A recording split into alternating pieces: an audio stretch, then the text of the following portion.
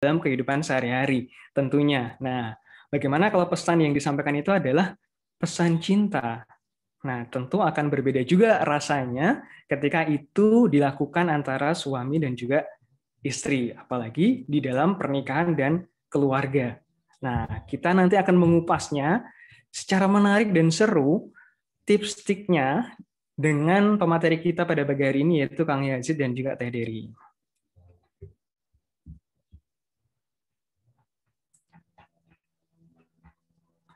Baik, kita mulai saja ya. Kalau begitu, Alhamdulillahirrahmanirrahim. Alhamdulillahilladzi hadani li hadza wa ma kunna linahtadiya laula an hadana Allah. Man yahdihillahu fala mudhillalah wa man yudlil fala hadiyalah. Wassalatu wassalamu ala Muhammadin la nabiyya ba'dah wa ala alihi wa sahbihi wa man tabi'ahu wa walah amma ba'd. Alhamdulillahirrahmanirrahim ya. Terima kasih sudah menjawab pertanyaan saya, ayah bunda sekalian ya. Semoga semuanya saya doakan dalam keadaan sehat dan bahagia tentunya dimanapun berada. Kita selalu menjadikan syukur kepada Allah Subhanahu wa taala atas banyaknya limpahan nikmat, ya, keselamatan, keberkahan dan kesempatan keluangan waktu sehingga kita masih diberikan kesempatan untuk bisa mengikuti parenting Quran Al-Kautsar. Parenting Quran Al-Kautsar pada pagi hari ini ya. Shalawat dan salam semoga senantiasa tercurahkan kepada junjungan kita Nabi Agung Muhammad sallallahu alaihi wasallam. Marilah bersama kita awali kajian pada pagi hari ini dengan baca bismillah bersama-sama. Bismillahirrahmanirrahim. Baik, saya sampaikan sekali lagi, tema parenting Quran Al-Kautsar pada pagi hari ini adalah komunikasi cinta suami istri. Jadi cocok banget untuk kita memperdalam terkait dengan komunikasi dan menyampaikan pesan cinta. Untuk yang sudah menikah tentunya sangat bermanfaat. Untuk yang belum menikah supaya jadi tahu, ya. Bisa dipraktekkan juga nanti dengan komunikasi cinta juga dengan orang tua ataupun dengan saudara juga bisa kayak gitu. Dan semoga semuanya sudah siap standby ya untuk mengikuti kajian pada hari ini.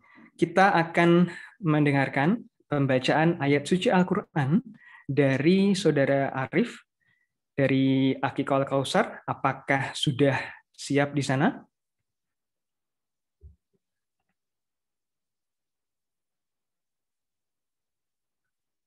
Oke, baik. Sudah bersiap? Mungkin di unmute dulu untuk mic-nya. Oke, kalau begitu saya persilahkan untuk Mas Arif dari Akikul Kautsar. Mari kita sama dengarkan pembacaan ayat suci Al-Quran. Silakan. A'udzu billahi minasyaitonir rajim. Wa idza sa'alaka ibadi anni fa inni qarib. Ujibu da'watad da'i idza da'ani falyastajibu li wa liyu'minu bi la'allahum yarshudun. Uhilla lakum laylatas siyamir rafasu ila nisaikum hunna libasul lakum wa antum libasul lahun.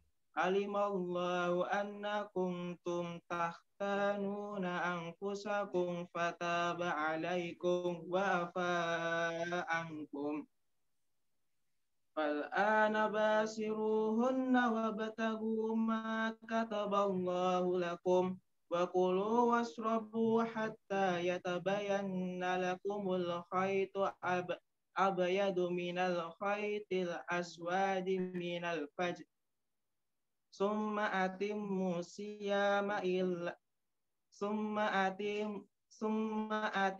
siyama illa lail wala tubasiruhunna wa antum akifuna fil masajid tilka hududullahi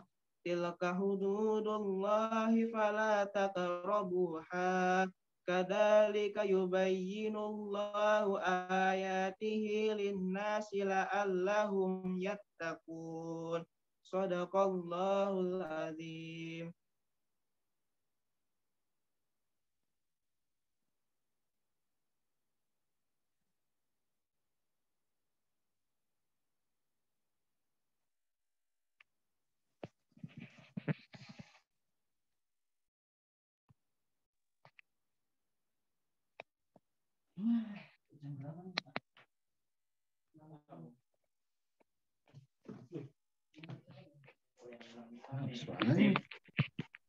Oke, baik. Maaf tadi terlempar dari koneksi Zoom.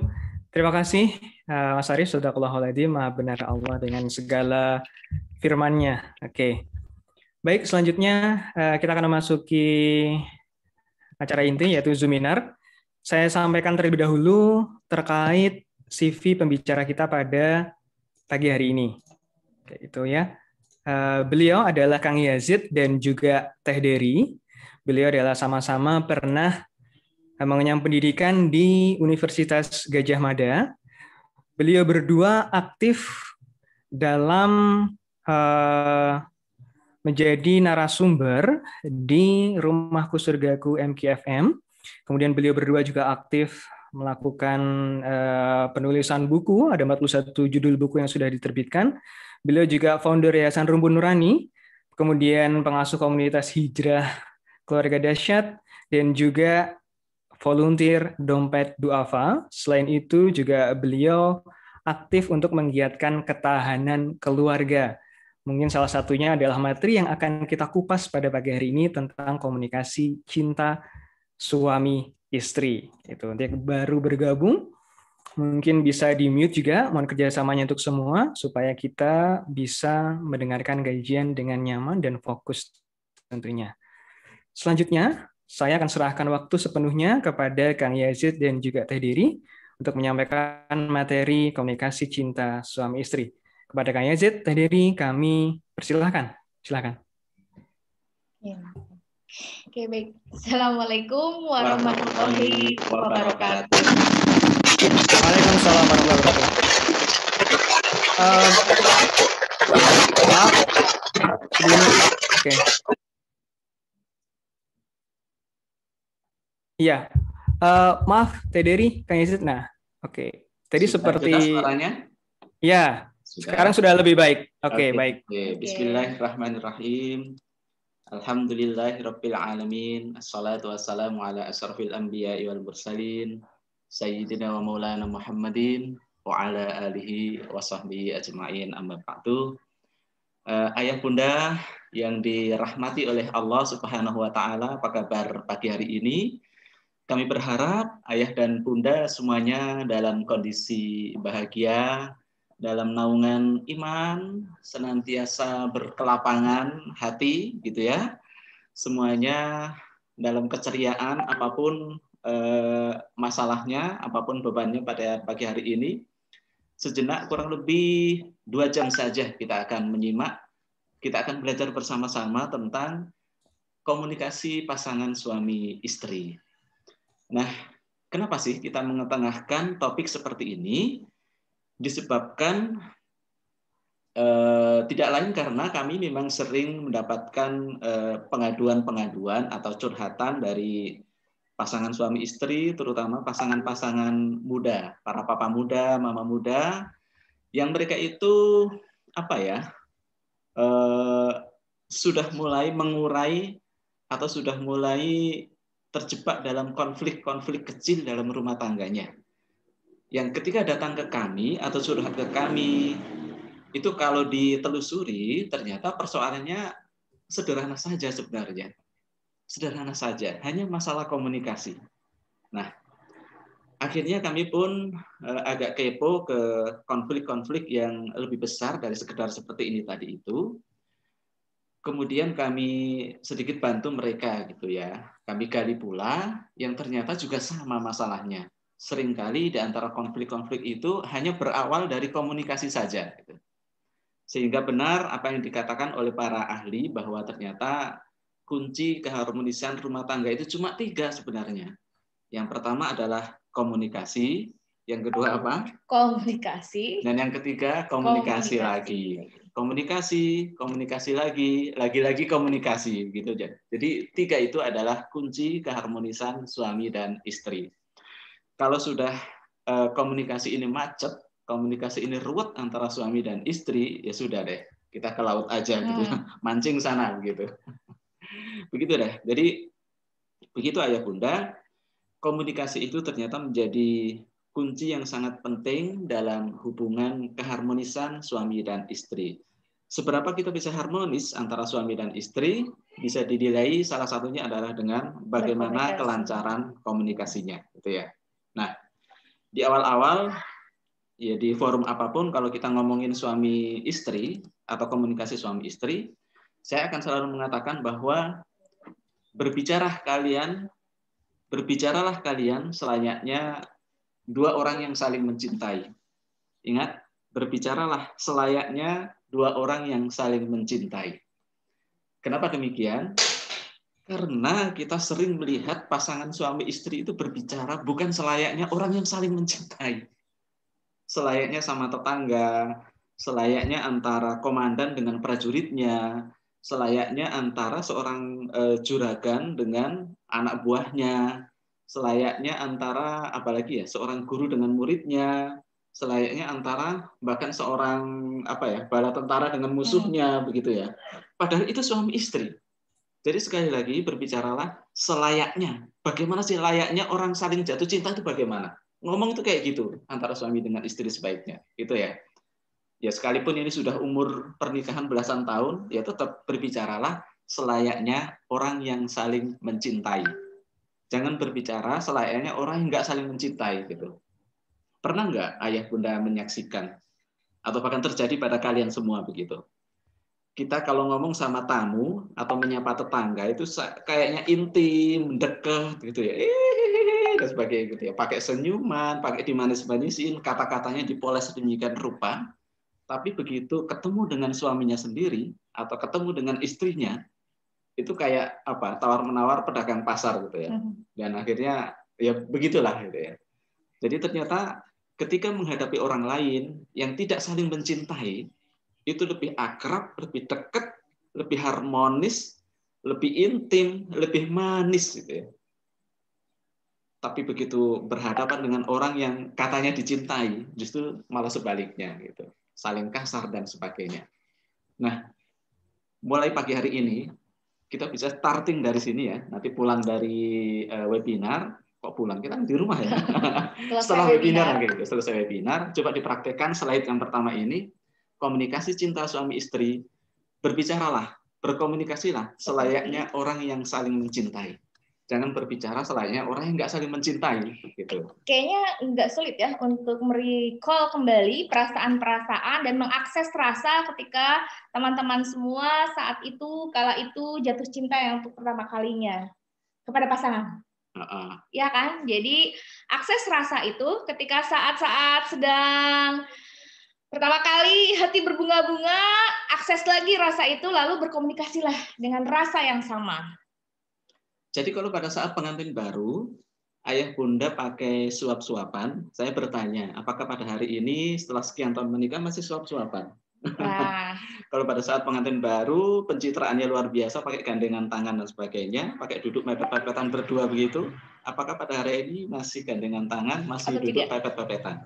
Jangan-jangan nggak, jangan-jangan cuma buat di foto doang, update status, lalu selebihnya nggak jauh-jauhan. Nah, jangan kayak gitu, gitu ya. Bahkan pada saat pre-wed itu begitu mesranya, gitu ya, seolah-olah akan menjadi bidadari surga begitu ya. Post wedding, post wedding malah kebalikannya. Ya. Gitu ya. Jadi sekali lagi berbicaralah selayaknya orang yang saling mencintai. Kita beranjak ke berikutnya. Ini lagi-lagi dari pakar ini. Kita tidak bisa tidak berkomunikasi dengan siapapun itu. Selama kita bersama makhluk hidup, selama kita terutama berhadapan dengan orang yang kita kenal, maka kita tidak bisa tidak berkomunikasi ternyata. Saya berikan contoh ini ya, ayah bunda. Kalau ayah bunda atau anak-anak lagi nonton film apa misalnya, Mr. Bean, atau apa, Larva, film kartun gitu ya, atau yang lain apa ya? Contoh itu aja lah, Mr. Bean, Larva, atau ya itu dulu lah. Mr. Bean itu selama bermain di film tidak pernah ngomong, nggak pernah mengucap sepatah kata pun.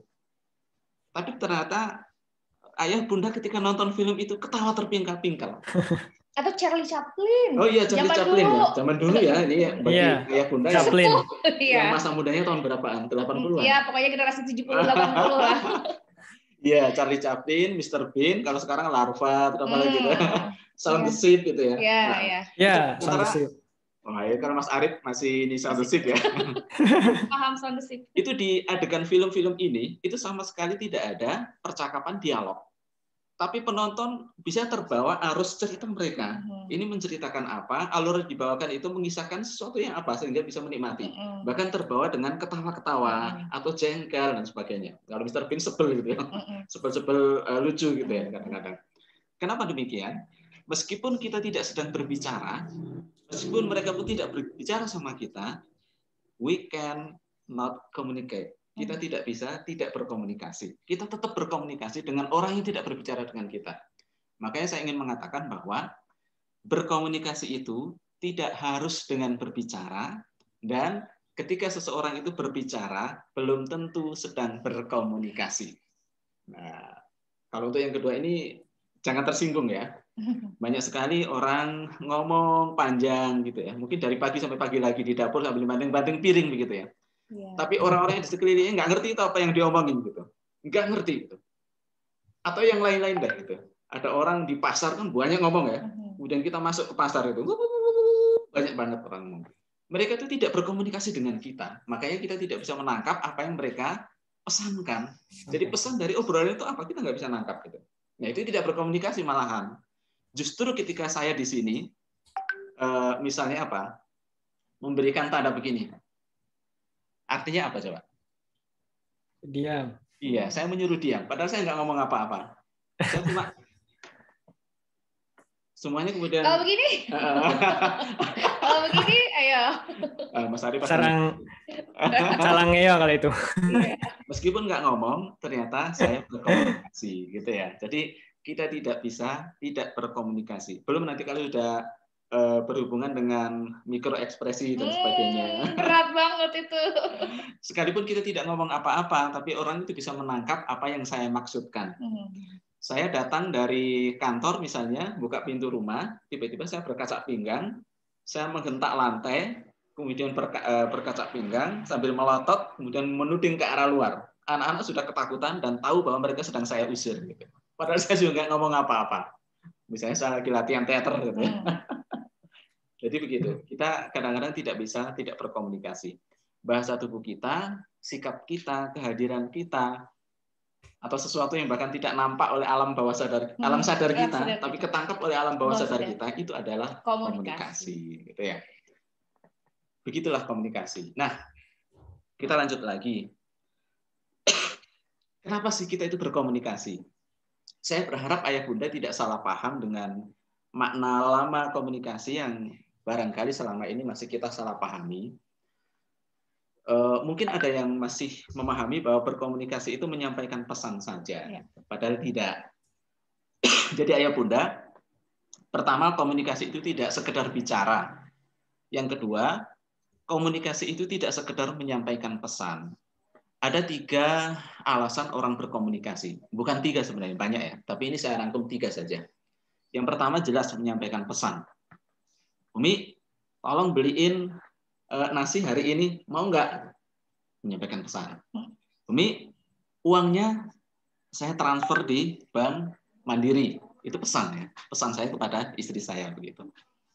Jelas. Dan ayah bunda pasti sudah paham dengan alasan berkomunikasi seperti ini. Ini pula yang menjadi definisi komunikasi di literatur begitu.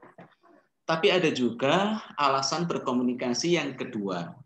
Dan ini sering tidak dipahami, sering tidak dimengerti oleh pasangan suami istri. Alasan komunikasi itu adalah untuk menyambung hati. Menautkan hati. Iya. Ingat ayah bunda, salah satu tujuan berkomunikasi ayah kepada bunda, suami kepada istri, atau kebalikannya, malah lebih banyak istri kepada suami, itu maksudnya adalah menyambung hati. Atau orang tua pada anak-anak. Atau orang tua kepada anak-anak, dan anak-anak kepada orang tua, mertua kepada menantu, menantu kepada mertua, itu maksudnya menyambung hati. Bukan untuk menyampaikan pesan. Kalaupun menyampaikan pesan, pesannya itu nggak terlalu signifikan sebenarnya. Gitu loh. Nggak terlalu signifikan. Contohnya begini. suhu saya hari ini sebenarnya masih agak normal ya, 37 derajat begitu. Tapi begitu pulang dari kerja, berkali-kali saya mengatakan, kok kayaknya saya demam ya. Ini saya kok kayaknya demam ya. Gitu. Itu maksudnya bukan menyampaikan pesan bahwa saya demam. Saya ingin menyambung hati, kenapa Umi nggak perhatian sama saya hari ini? Kenapa saya nggak dikompres? Kenapa saya nggak didekati? Kenapa nggak duduk barengan? Gitu loh. Jadi itu menyambung hati maksudnya.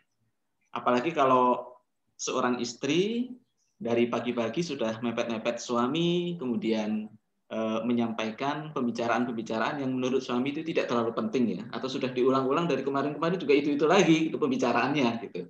Nah, sebenarnya maksud dari pembicaraan istri kepada suami yang seperti ini itu bukan semata-mata menyampaikan pesan, orang pesannya sudah dihafal sama suami. Pasti ngomongin itu lagi. Ngomongin itu lagi, receh lagi gitu ya. Nah, maksud utama dari pembicaraan ini adalah komunikasi yang tujuannya menyambung hati. Ini pagi-pagi ingin menghangatkan hubungan, ingin ngecek kondisi hati suaminya, dan juga ingin ya ingin menunjukkan ini saja perhatiannya kepada suaminya, menyambung hati. Ingat, ini yang jarang dipahami oleh terutama laki-laki. Atau sering dikenal dengan istilah reconnecting ya. Reconnecting antara suami kepada istri. Antara orang-orang yang punya hubungan cinta biasanya, punya satu ikatan spesial, ikatan istimewa begitu. Kemudian tujuan yang ketiga dari komunikasi adalah membuktikan kepercayaan. Ingat ayah bunda, kalau ada suami yang cerewet kepada istri, itu mungkin bukan semata-mata karena jengkel atau sebal, tapi si suami ini memang percaya kepada istri gitu. Sebaliknya yang bahkan sering terjadi adalah ketika istri bawel atau banyak ngomongnya kepada suami. Itu adalah pembuktian bahwa istri ini percaya kepada suaminya. Gitu. Kalau suami nggak tahan dengan banyaknya kecerewetan dari istri, ya sudah, persilakan saja istri ini ngomong pada orang lain, kepada suami yang lain. Pasti marah kan, pasti cemburu begitu. Jadi jangan dikira ketika suami banyak cerita kepada istri banyak cerita kepada suami, itu adalah kebawelan, itu adalah kecerewetan. Belum tentu demikian. Jangan-jangan itu adalah pembuktian bahwa pasanganmu itu sedang sangat percaya kepada kalian. Makanya tanggapi, makanya minimal dengarkan. Jangan sampai kita sebel ya. Jadi kenapa kita berkomunikasi? Kenapa suami kepada istri atau istri kepada suami berkomunikasi? Alasannya kira-kira 3 ini. Karena ada pesan yang harus disampaikan, karena ada hati yang harus disambung, ditautkan, dan karena ada kepercayaan yang harus dibuktikan. Gitu. Kita beranjak ke unsur komunikasi yang ini yang sudah sangat umum gitu. Saya yakin Bapak, Ibu, Ayah Bunda sekalian sudah cukup paham. Meskipun ini masih sering terjadi kesalahan. Sering terjadi kesalahan sehingga komunikasinya jadi miss, jadi nggak benar. Nah, ini saya hanya mengingatkan kepada diri sendiri dan kepada ayah bunda. Yang pertama, perjelas ketika berkomunikasi itu sendernya, komunikatornya itu siapa. Kalau saya yang berkomunikasi, saya mau menyuruh, ya katakan saya, atau aku, atau sebut namanya. Gitu. Papa ingin kamu mandinya lebih pagi lagi, ya nak. Seperti itu pada anak-anak. Kita ingin, yaudah kita mewakili sekelompok orang ya. Kita ingin pagi ini pergi pikniknya agak siangan dikit deh. Jadi sendernya diperjelas. Jangan kemudian kita hanya ngomong saja, ngomongnya tidak jelas ini sendernya apa, kepada siapa, isinya apa. Pagi-pagi kayak gini, baiknya piknik. Itu kan bukan kalimat ya. Pagi-pagi kayak gini, baiknya piknik, subjeknya siapa, predikatnya apa, nggak jelas. Jadi sendernya siapa, kepada siapa, bunyinya apa, kalau bunyinya apa jelas gitu ya. Dan itu sering terjadi. Awan-awan kok orang mesin gawak nopo es gitu. Siang-siang kayaknya minum es enak ya. Itu siapa yang ngomong, ditujukan kepada siapa, nyuruh apa, gitu ya. Pesannya apa, nggak jelas. Kemudian yang kedua adalah ide. Ide itu kira-kira isi pesan yang akan kita sampaikan. Isi pesan yang akan kita sampaikan. Banyak orang berkomunikasi tidak dengan ide yang jelas. Maaf Pak, saya mau nanya. Akhir-akhir ini, kita ini sering berjumpa dengan, apa itu namanya? Nanti aja lah pertanyaannya, nanti aja. Yang lain aja dulu, yang lain aja. Nah itu. Dia mau berkomunikasi, tapi nggak punya ide untuk disampaikan. Apa yang dia katakan itu sekedar ingin apa ya, tebar pesona saja, sekedar ingin dilihat bahwa dia itu berinteraksi dengan pembicara seperti itu. Jadi idenya tidak jelas. Ada suami ngomong kepada istri atau istri ngomong kepada suami terlalu banyak e-nya. Kalau pagi-pagi ini harusnya itu apa itu? Udah enggak, nanti aja kayak gitu. Enggak jelas idenya gitu. Baik. Ada yang disebut dengan encoding. Encoding ini pengolahan dari ide menjadi sesuatu yang layak untuk dikatakan atau disampaikan. Jadi misalnya dalam ide saya misalnya, setengah siang kayak gini, enaknya itu bikin es campur. Tapi bagaimana saya bisa mengungkapkan keinginan untuk membuat es campur ini kepada istri saya biar istri saya paham? Nah, itu namanya encoding. Encoding ini pun sering miss, sering error di antara suami kepada istri sehingga kata-katanya diungkapkan itu meskipun kata-kata kebaikan malah justru membuat istrinya tersinggung gitu. Membuat suaminya marah gara-gara encodingnya yang salah. Idenya bagus, pesannya bagus, tapi ngolahnya menurunkan dalam bentuk pesan itu salah. Kalimat yang digunakan itu ngasal begitu. Kenapa ngasal ya? Karena ego pribadi. Kita nggak mau mikirin kalimatnya gitu. Sehingga itu bikin tersinggung, bikin orang kaget, bikin sudah nggak peduli. Pokoknya saya sampaikan saja gitu. Encoding, perhatikan encoding. Kemudian ada communication channel, maksudnya adalah saluran berkomunikasi. Kalau ingin langsung ya langsung aja pakai lisan gitu ya. Kalau pengen japri pakai WA, silakan japri pakai WA. Karena kalau pakai lisan nanti didengar anak-anak nggak enak, didengar orang lain nggak enak, pakai WA aja. Atau pakai isyarat, silakan saja. Gitu. Nah, gitu. Atau pakai kedipan sebelah. Gitu. Udah habis isak sering-sering pakai kedipan sebelah. Gitu. Nggak tahu itu tanda apa kalau kayak gitu. Itu namanya channel. Jadi pakai saluran apa ketika kita berkomunikasi. Kalau salurannya ini terhambat, nggak lancar, biasanya komunikasinya, penyampaian pesannya juga nggak lancar. Kemudian ada yang disebut dengan receiver. Receiver ini kira-kira komunikan, orang yang diajak berkomunikasi. Lagi-lagi banyak orang ngomong, tapi tidak ditujukan pada orang tertentu. Kemudian marah ketika orang yang dituju itu nggak ngerespon. Yang salah siapa? Yang salah itu yang ngomong. Kok lama motornya nggak diservis? Dia itu nyuruh siapa? Kok lama motornya nggak diservis? Rumahnya kotor. Ya iya, itu kan kabar berita, bukan komunikasi. Maksudnya katakan pada sesuatu, katakan pada seseorang maksudnya. Katakan sesuatu pada seseorang. Kok lama motornya nggak diservis? Servis dong. Nah, gitu. Berarti saya kepada istri saya, Umi, motornya diservis dong. Ini lama nggak diservis. Bukan, kok lama motornya nggak ada yang nyervis. Lalu istri saya nggak nyervis. Yang salah siapa? Ya saya yang salah. Jadi kata-kata kok lama motornya nggak diservis itu bukan komunikasi. Tapi itu adalah berita untuk saya sendiri, saya ucapkan sendiri. Dan itu sering terjadi di rumah tangga. Akhirnya terjadi berantem, konflik, dan sebagainya. Seperti itu. Jadi receiver-nya harus jelas ditujukan kepada siapa. Bila perlu disebut namanya atau sebutan sapaan namanya gitu ya. Nah, beliin terasi dong, beliin garam dong. Bukan nggak ada yang beliin garam dari tadi. Dari tadi dia ngomongin nggak ada yang mau beliin kue. Ya itu ditujukan kepada siapa? Kalau anak-anak nggak beliin kue, yang bukan salah mereka, itu juga nggak menunjukkan kepada mereka. Kemudian decoding. Decoding itu proses penerjemahan pesan komunikasi ke otak pendengarnya, otak penerima komunikasi. Nah, kita pun begitu ya Bunda. Ketika kita diajak komunikasi oleh orang, oleh pasangan kita terutama, sama kita juga harus berkorban untuk menerjemahkan komunikasi ini, menerjemahkan pesan itu. Jadi jangan kita hanya melulu menuntut orang yang berkomunikasi itu menyampaikan pesan dengan sebaik-baiknya. Kita pun demikian, yang menangkap pesan harus berkorban, harus berjuang, harus pakai pengorbanan gimana menerjemahkannya biar tepat gitu loh. Maksudnya apa sih gitu? Oh, maksudnya kayak gini. Kalau kita masih ragu silakan dikonfirmasi. Apakah maksudnya saya diminta untuk nyervis motor hari ini? Nah, kayak gitu kan enak ya. Ya, maksudnya seperti itu. Kemudian ada feedback. Feedback itu maksudnya adalah timbal balik. sebagai bukti, sebagai konfirmasi bahwa orang yang diajak berkomunikasi itu sudah paham dengan komunikasinya. Oke, saya servis pagi ini motornya. Nanti di bengkel Karunia sana atau di bengkel resmi yang sana, gitu. Itu namanya feedback.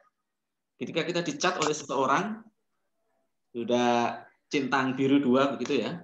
Lalu kita menganggap bahwa orang yang ngecat kita itu sudah paham bahwa kita sudah membaca. Enggak begitu. Pak, nanti beliin bakso ya. Lalu kita buka catnya, oleh mama, kita berasumsi mama sudah membaca cat kita dan sudah ada centang biru 2, berarti saya sudah membaca, saya sudah menerima pesannya. Itu tidak cukup. Harus ada feedback. Saya menyatakan, iya ma, kayak gitu. Atau jempol, atau lope-lopean, kalau suami istri kan nggak apa-apa. Itu aja, itu namanya feedback. Yang menyatakan bahwa permintaan mama sudah di ACC, sudah dikonfirmasi. Nah, itu sangat penting. Kalau ini tidak kita penuhi, bisa-bisa nanti mama menjadi salah tafsir gitu ya. Dikira kita nanti kelewatan asal buka cat. Karena tidak mengkonfirmasi, akhirnya mama tetap beli bakso di tempat terdekatnya begitu. Begitu saya pulang dari kerja, saya juga sama-sama bawa bakso, ternyata di rumah ada 2 bakso. Yang salah siapa? Dan yang marah siapa? Jadi yang salah adalah papanya karena dia tidak konfirmasi. Mamanya juga begitu, kenapa nggak nanya ulang gitu ya? Kenapa dia juga konfirmasi ulang bahwa ya sudah kalau begitu karena papa nggak jawab, saya akan beli di rumah terdekat saja, di tempat bakso terdekat saja. Gitu. Itulah komunikasi. Jadi ingat, ada pengirim, ada ide atau pesan, ada encoding, proses penurunan ide menjadi kalimat komunikasi, ada channel saluran komunikasi, ada penerima yang jelas, ada decoding menerjemahkan kalimat komunikasi itu, kalimat pesan, kemudian jangan lupa harus ada feedback. Nah, Ayah Bunda, sebenarnya ya, nah, Ayah Bunda sebenarnya tidak hanya teori itu yang akan kita pelajari pada pagi hari ini. Kalau kita buka-buka Al-Quran, ternyata di sana banyak pula pesan-pesan dari Allah Subhanahu wa Ta'ala yang mengarah kepada teknik berkomunikasi. Ini luar biasa banget. Saya ini merangkumkan ada 6 teknik berkomunikasi yang saya temukan dalam Al-Quran. Sebenarnya lebih dari 6 sebenarnya. Yang pertama, ada yang disebut dengan qaulan sadida. Qaulan sadida. Apa itu qaulan sadida? Qaulan artinya perkataan atau cara berkomunikasi. Qaulan sadida itu perkataan, cara berkomunikasi yang tepat. Yang kontennya, isi materinya itu benar, sesuai dengan keadaan dan kebutuhannya, sehingga susah untuk dibantahkan. Coba perhatikan ayah dan bunda ketika nyuruh anaknya sholat. Nah, udah adzan maghrib, biasanya gimana? Itu bukan qaulan sadida. Sehingga ketika anaknya pura-pura nggak dengar, atau pura-pura ngeles yang lain, itu bukan salah dia. Karena orang tua ngomongnya nggak qaulan sadida. Harusnya orang tua mengatakan, nah, sudah adzan maghrib, saatnya sholat, ayo kita bareng-bareng ke masjid. Nah, itu namanya qaulan sadida. Bagi anak, kecil sekali peluang bagi dia untuk membantah atau ngeles. Nah, sudah adzan maghrib, saatnya kita sholat, ayo kita ke masjid. Sudah terkunci semuanya ya. Itu namanya qaulan sadida. Yang tepat, yang benar, sesuai dengan keadaan dan kebutuhannya. Yang kedua, ada yang disebut dengan qaulan layyina. Qaulan artinya perkataan. Layyina artinya adalah halus, lembut. Nah, qaulan layyina ini pernah dipraktikkan oleh Nabi Musa ketika menghadapi Fir'aun yang sangat keras dan pemarah. Kira-kira prakteknya kalau kita lakukan di rumah tangga kita, qaulan layyina itu perkataan yang kita munculkan pada saat menghadapi situasi yang agak hektik atau situasi yang tegang gitu. Pada saat istri marah-marah, pakai qaulan layyina dengan perkataan-perkataan, dengan pilihan kalimat yang agak merayu, kalimat yang mungkin bernada datar, yang tidak semakin memancing kemarahan istri. Pada saat suami marah, ya sama. Gunakan qaulan layyina, perkataan yang nadanya semakin datar, semakin dia nanjak-nanjak, semakin dia ngegas, kita semakin datar ke bawah begitu. Itu namanya qaulan layyina. Ketika situasi sensitif, misalnya lamaran calon mantu kepada calon mertua, nanti jawabannya kalau jawaban sensitif biasanya juga menggunakan qaulan layyina, pakai simbolisasi, pakai apa lagi ya? Pakai kode-kode. Nah, itu. Jadi saya termasuk orang yang sangat menghalalkan kode-kode suami istri karena itu adalah bagian dari qaulan layyina. Ada bagian-bagian tertentu komunikasi rumah tangga, suami istri, orang tua kepada anak yang memang harus disampaikan pakai kode, tidak harus dengan kata-kata vulgar. Bayangkan apa jadinya kalau semua perkataan, semua komunikasi itu harus disampaikan dengan kata-kata yang vulgar. Ayah, kenapa nggak mau makan di rumah? Ya karena masakanmu nggak enak. Waduh, sakit hati kan? Gunakan qaulan layyina. Ayah sudah kenyang. Ya begitu deh, setiap kali pulang kantor kok kenapa ya perut nggak enak atau kenyang kayak gitulah gitu. Jangan katakan kayak gitu. Jangan katakan yang terlalu vulgar. Jadi kalau anak-anak sering nangis pulang dari sekolah, ya gunakan qaulan layyina.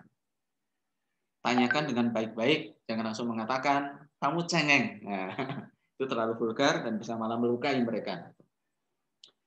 Yang ketiga, ada yang disebut dengan qaulan maisuro. Qaulan maisuro. Qaulan itu artinya perkataan atau jenis komunikasi. Maisuro artinya yang mudah-mudah, yang sudah disederhanakan, yang disesuaikan dengan kadar akal orang yang kita ajak komunikasi. Coba ayah bunda ngomong sama anak balita, bedakan dengan ketika ngomong sama anak remaja. Juga bedakan ketika ngomong dengan teman-teman seumuran. Juga bedakan dengan ketika ngomong sama orang-orang lansia. Itu namanya qaulan maisuro. Kadang-kadang kalau kita ngomong dengan anak-anak kecil, kita harus menyesuaikan bahasa mereka. Kita harus mensejajarkan arah posisi mata kita, posisi wajah kita dengan anak-anak kita. Bahasanya pun ya bahasa anak-anak kayak gitulah. Ketika kita ngomong dengan anak muda, kita memaksakan dengan bahasa kita, ya sudah anak muda kita lari. Ini salah satu rahasia kenapa banyak orang tua mengeluh anaknya di masa-masa puber itu lari dari orang tua. Karena dia tidak bisa ngomong qaulan maisuro. Juga pada anak-anak usia balita, ketika mereka banyak sekali bertanya tentang segala hal, mungkin juga mereka sering mendengar kata seks, begitu ya. Padahal yang dimaksud adalah ketika di lembar daftar buku kan suka ada name, address, gitu ya, alamat, kemudian seks. Maksudnya adalah jenis kelamin, tapi ayah bunda kemudian menjelaskannya tidak sesuai dengan kadar akal mereka, tidak sesuai dengan maksud mereka, begitu. Atau bahkan mungkin juga mereka bertanya tentang bahasa-bahasa yang mengarah ke seks ya, begitu. Betul-betul bertanya apa sih itu bersetubuh misalkan. Tolong jelaskan dengan sesuai dengan bahasa anak-anak, sesuai dengan kadar akal mereka, tapi yang pasti jangan dusta. Karena ada pernah satu kejadian cerita yang keramas itu loh, Bu. Oh iya. Jadi ketika ditanya apa sih Bu bersetubuh itu adalah keramas gitu ya. Mandinya lama terus keramas. Ibunya menjawab demikian. Mungkin yang dipikir adalah sesuai dengan kadar akal, tapi sayangnya dusta kan ya, berbohong. Suatu waktu ketika ibunya sedang mandi di kamar mandi, ada tamu, ketok-ketok pintu, kemudian dibuka oleh anaknya.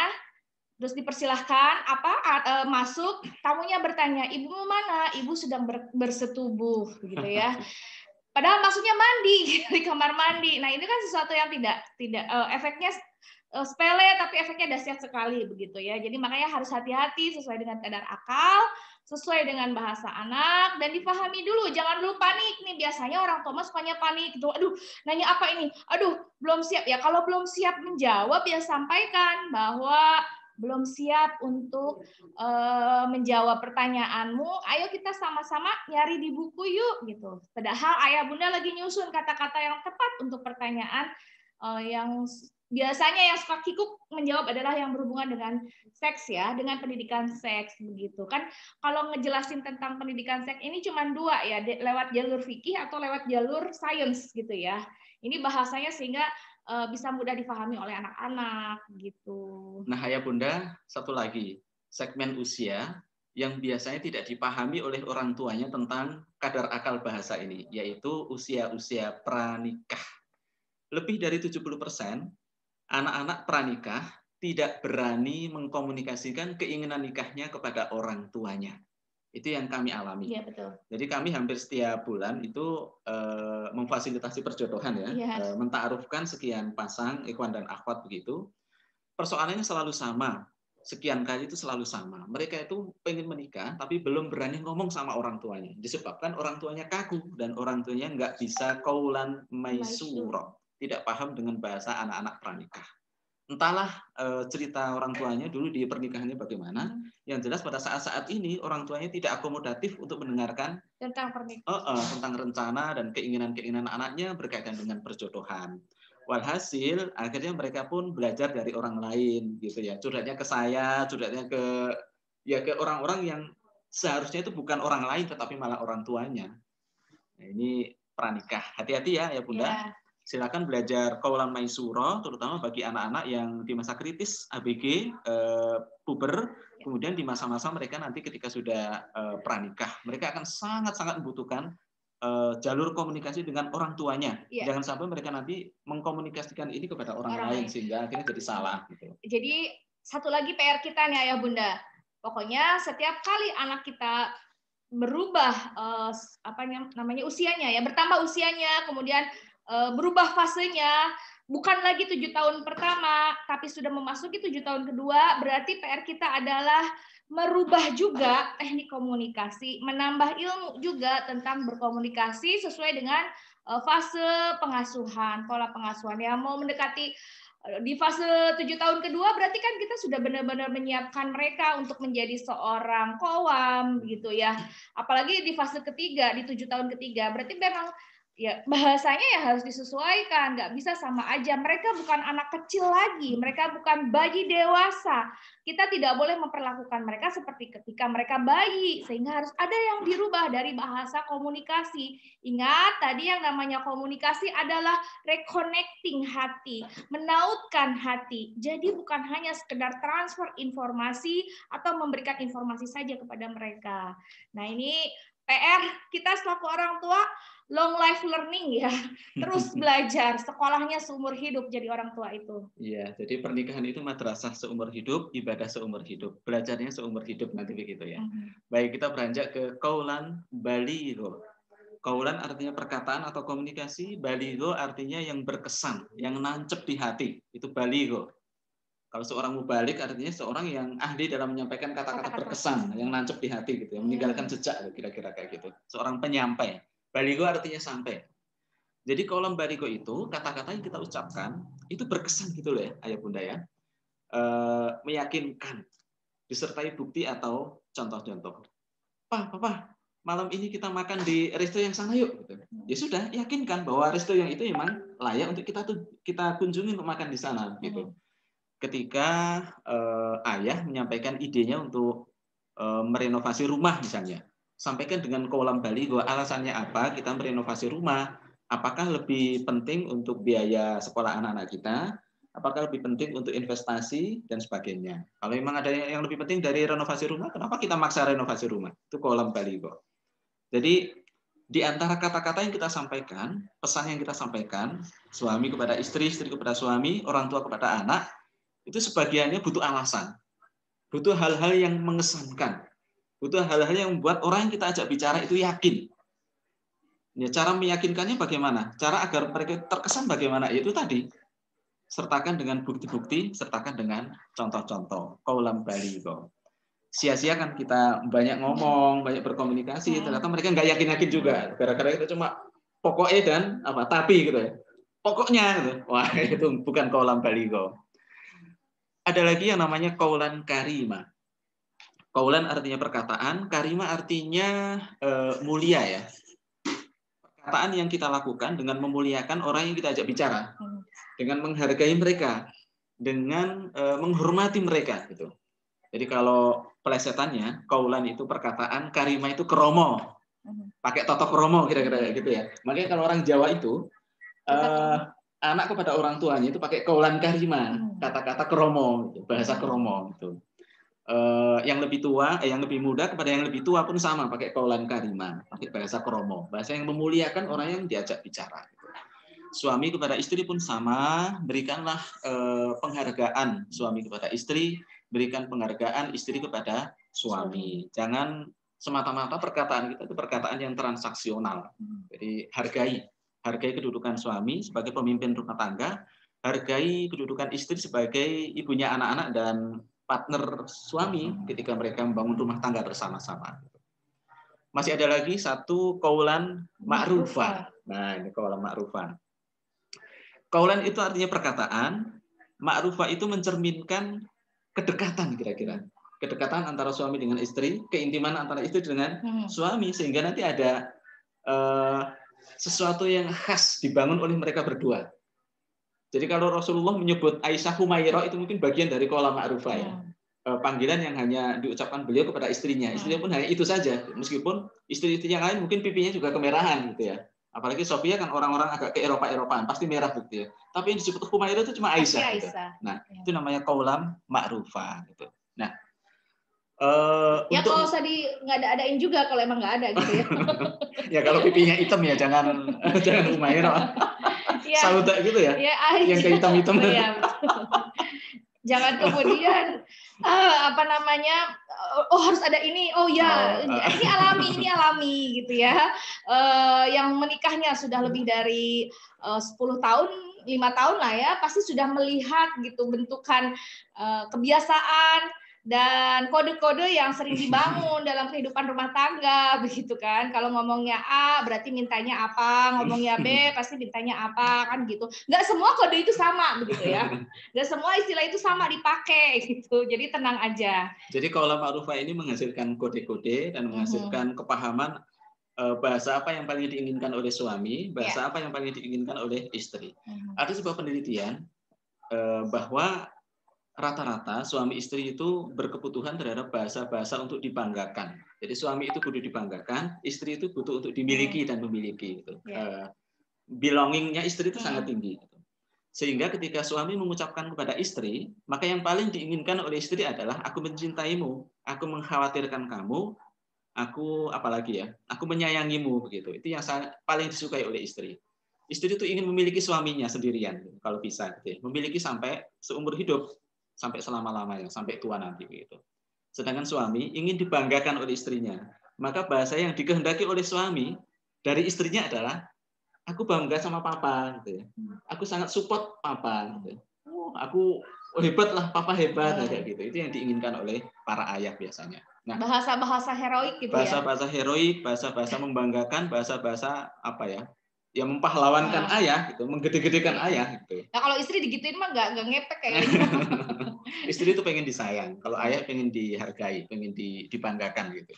Sehingga ketika nanti sudah tua, sudah dilanjut usia, jangan heran. Biasanya yang lebih bahagia itu para nenek bukan para kakek. Jadi kalau kakek-kakek di masa lansianya mereka itu kesepian, itu karena tidak ada lagi yang bisa dibanggakan dari dia. Istrinya si nenek nggak ada yang membanggakan. Nggak ada yang lagi membanggakan. Membanggakan apanya lagi? Uang udah nggak kayak dulu lagi. Tampang udah nggak gagah kayak dulu lagi. Power udah nggak punya lagi kayak dulu. Sehingga dia menyendiri, dia kayak bersedih gitu ya. Duduk-duduknya nggak ada yang menemani. Gitu. Padahal dia masih ingin jaim, masih ingin show up dan sebagainya. Nggak ada. Sedangkan nenek makin tua itu biasanya makin happy, makin bahagia. Sesuatu yang paling dia pengen miliki selalu ada kalaupun bukan suaminya, yaitu cucu-cucunya, minimal kucing-kucingnya gitu ya. Jadi mereka tetap mereka itu meskipun udah tua, udah sepuh, tetap bahagia nyapu-nyapu, nyabuti rumput, masak-masak, ngelap-ngelap peralatan dapur, itu nenek-nenek itu. Masih ikut pengajian sana sini. Selalu ada yang bisa diperbuat oleh nenek-nenek. Karena yang dibutuhkan nenek adalah relationship dan kepemilikan. Kalau kakek-kakek yang dibutuhkan itu pembanggaan. Udah tua udah nggak ada yang dibanggakan lagi. Yang lebih banyak post power syndrome adalah laki-laki. Jadi ini harus dipahami ya. Nanti ketika kita mempraktikkan qaulan ma'rufah, tolong pahami bahasa apa yang paling dibutuhkan oleh suami dan bahasa apa yang paling dibutuhkan oleh istri. Ini warning ini ayah bunda bagi diri saya sendiri dan bagi ayah bunda sekalian. Yang kita hindari komunikasi cinta dalam pasangan suami istri adalah qaulaz zur. Jadi perkataan azur. Ada yang mengatakan azur itu perkataan yang mengandung kedustaan. Dusta yang menyakiti, dusta yang membahagiakan. Bukan dusta yang baik ya. Beda lagi kalau misalnya Nabi Ibrahim mendustai raja-raja ketika itu, beda lagi ya. Itu malah untuk menyelamatkan istrinya. Gitu ya. Beda lagi ketika Ummu Sulaim mendustai Abu Talha.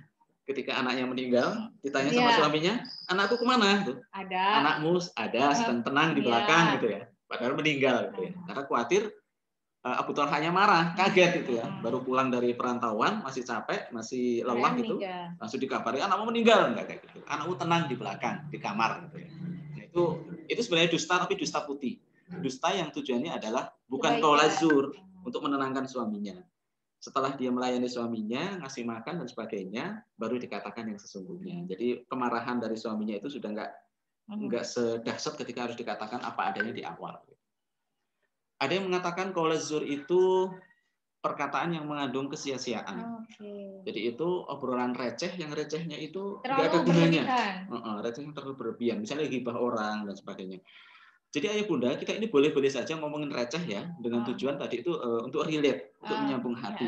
Tapi kalau recehnya itu bermakna ghibah, memfitnah orang dan sebagainya, itu sudah termasuk qaul zur. Dihindari ya. Kemudian qaul zur ini juga bisa berisi kata-kata yang berisi tuduhan. Tuduhan suami kepada istri, tuduhan istri kepada suami, kecurigaan suami kepada istri, kecurigaan istri kepada suami. Ngomongnya itu ngomong apa ya, pernyataan tuduhan, curiga, ketidakpercayaan lah, kira-kira kayak gitu. Nah itu qaul zur. Itu dihindari. Atau apapun bentuk komunikasi yang bisa merusak hubungan. Komunikasi pakai verbal, komunikasi dengan nada yang mengganggu relationship, mengganggu suasana, dan non-verbal yang menyakiti ya. Iya, berarti KDRT gitu. Masuk di qaul zur ya. Qaul zur juga. KDRT pakai verbal ya, bukan KDRT pakai tangan gitu. Nah, ternyata KDRT pakai tangan pun biasanya tindakan ini sering diawali dari qaul zur. Dimulai dari perkataan-perkataan, yang satunya tersinggung, nggak terima, yang satunya maksa-maksa, yang satunya defend, apalagi. Yang satunya merasa terungkit masa lalunya, perih, apalagi. Intinya nggak nerima sih. Nggak nerima gitu ya. Nggak nerima dengan apa yang disampaikan oleh pasangan. Yang ujung-ujungnya kalau kita gali lagi, ini ada sesuatu di masa lalu yang membuat dia, sehingga dia tidak menerima apa yang disampaikan oleh pasangan. Ada kalanya pasangan itu menyampaikan sesuatu kebaikan, tetapi karena hatinya diliputi rasa benci, sudah benci duluan, apapun yang dikatakan oleh pasangan dianggapnya salah. Karena masih ada rasa benci yang belum tersalurkan dan belum tersampaikan begitu, sehingga dia akan menolak dan defense terhadap pendapat-pendapatnya begitu. Dan jadi banyak hal yang harus diurai ya, berarti ya kalau komunikasi ini ya, biar nggak terjadi ini qaul zur. Karena ujung-ujungnya nanti kalau udah terjadi sampai bahasa yang ketus, bahasa yang sinis penyampaiannya, atau pilihan kata yang juga menyakitkan, ya akan merusak hubungan pasangan antara suami dan istri gitu. Gitu ayah bunda. Ini sudah separuh waktu kayaknya. Ya Mas Arif mau diselesaikan dulu atau sebelum kita nanti akan berbincang membedah tentang perbedaan laki-laki dan perempuan dalam berkomunikasi. Ini sesuatu yang basic banget yang harus kita pahami ya, sehingga tidak ada lagi suami yang mengeluh istriku cerewet, atau tidak ada yang mengeluh kalau suamiku cuek banget sih, kalau balas WA cuman ye aja. Nah ini kita akan bahas setelah ini nih Mas Arif. Apa? Papa itu terlalu pelit ngomong, sampai yang penting-penting nggak diomongin. Kalau mama terlalu banyak ngomong, sampai nggak penting-penting diomongin. Yang nggak penting-penting diomongin. Semuanya diomongin. Oke, baik kalau gitu. Terima kasih Teh Dery dan juga Kang Yazid. Ya itu tadi ayah bunda. Awalan untuk memantik ya keingintahuan dari ayah bunda sekalian terkait dengan komunikasi cinta suami istri. Nah, mungkin beberapa sudah ada yang memiliki pertanyaan ya, atau yang itu relate dengan apa yang mungkin saat ini barangkali sedang dialami. Nah, itu juga nanti bisa ditanyakan kepada Kang Yazid dan juga Teh Dery. Karena untuk yang bertanya ataupun berpartisipasi, tentu nanti akan ada door prize menarik dari Akiko Al-Kausar berupa nasi pabuli ataupun juga makanan pendukung ASI. Nah, dari Akiko Al-Kausar sendiri juga memiliki tanda cinta yang juga bisa dinikmati oleh siapa saja. Tanda cinta itu berupa, nah sebentar, saya tampilkan supaya ayah bunda tidak penasaran. Oke, ini dia, mungkin semuanya sudah terlihat ya. Oke,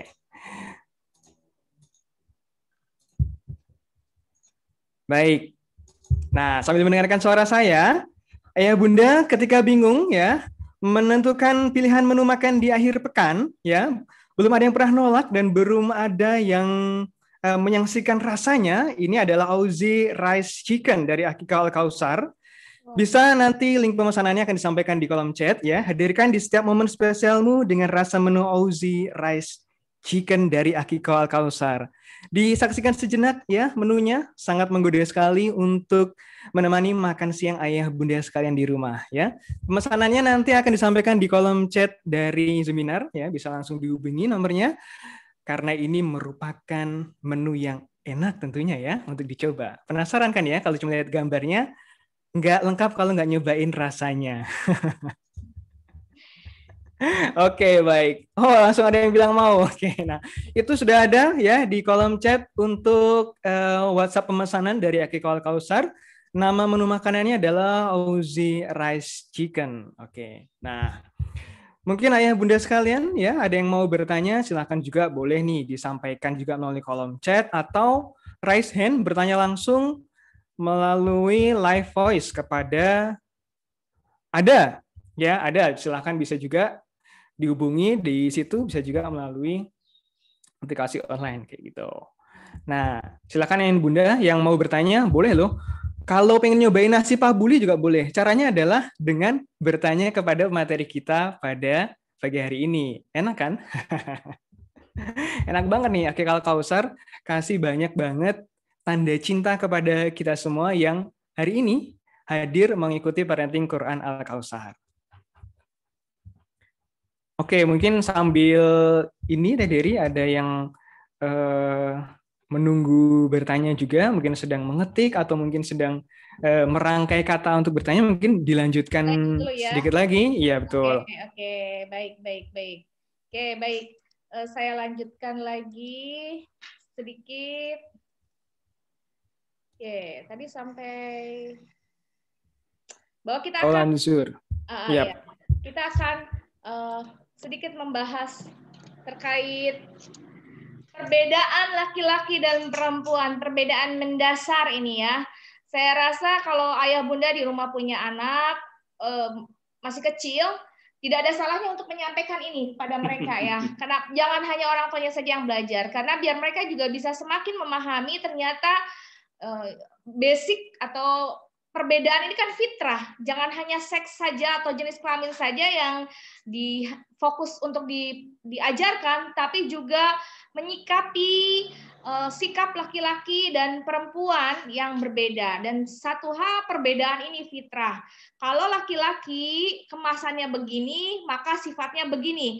Kalau laki-laki kemasannya begini, perempuan kemasannya beda dengan laki-laki dan sifatnya juga berbeda begitu. Nah, ini ayah bunda yang harus selalu kita remindering di dalam hati kita, hati dan pikiran kita gitu ya, bahwa ternyata dalam berkomunikasi pun laki-laki itu dan perempuan selalu berbeda. Perempuan suka muter-muter dulu, nggak to the point. Sedangkan laki-laki dia sukanya langsung to the point aja gitu ya. Ini contoh kecilnya. Kalau laki-laki pasti bilangnya aku pengen beli bakso lah, aku pengen beli apa namanya nasi pabuli lah gitu ya, sama istrinya pasti bilang beliin dong Mi, pesenin dong ke Al-Kausar, klik aja webnya, nanti di sana ada form pemesanan dan lain sebagainya gitu ya. Tapi kalau perempuan enggak, pasti akan aduh enak banget nih ya kayaknya hari ini kan ada yang tahu nggak hari apa? ayah ingat nggak ya, sambil ngetes tuh suaminya, ingat nggak anniversary-nya gitu ya. Kalau ayah ingat, ayo yuk, kayaknya kita enak deh, bla bla bla dulu deh, pokoknya muter-muter dulu gitu ya.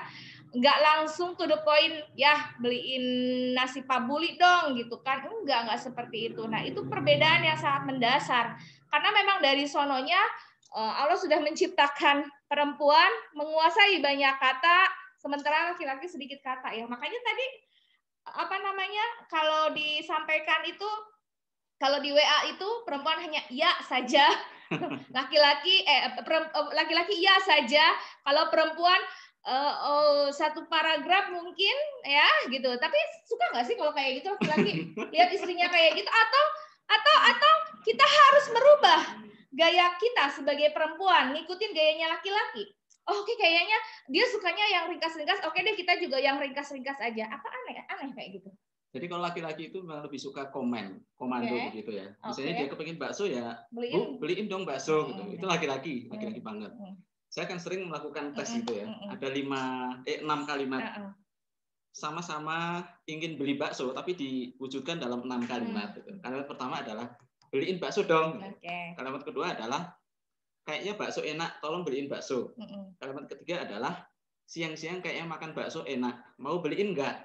Kalimat ke berapa? 4, siang-siang kayaknya bakso enak. Kalimat kelima, kamu mau bakso enggak? Kalimat ke-6, kurang lebih sama dengan kalimat kelima, kalau kamu mau bakso beli aja. Gitu. Nah, ternyata rata-rata kalimat pertama dan ketiga itu dipilih oleh laki-laki. Jadi laki-laki memang condong langsung gitu, to the point, beliin bakso dong. Nah, kalau perempuan itu rata-rata pilih yang ke-4 sampai ke-6. Muter-muter. Kayaknya bakso enak. Maksudnya dia itu mau menyuruh kita. Jadi kalau istri kita sudah ngomong tentang sesuatu, langsung segera beliin. Kayaknya cincin itu bagus deh. Kita beliin gitu ya. Kayak mobil itu nyaman deh. Tapi kalau misalkan perempuannya dirubah nih, Bi. Gimana? Langsung komen kayak gitu, nyaman nggak buat laki-laki? Aneh nggak? Yang dikehendaki laki-laki memang nggak gitu, karena laki-laki itu kan kepekaannya beda dengan perempuan. Oh, berarti mulai sekarang ibu-ibu nggak ada salahnya juga ngerubah gaya komunikasi ya? Iya, nggak apa-apa. Oke, kalau WA nggak usah terlalu panjang, Bu, sama aja kayak ketika suami WA gitu ya. Begitu juga dengan laki-laki, karena yang dikehendaki oleh wanita itu WA dengan kalimat panjang, ya sudah, belajarlah untuk merangkai kalimat gitu.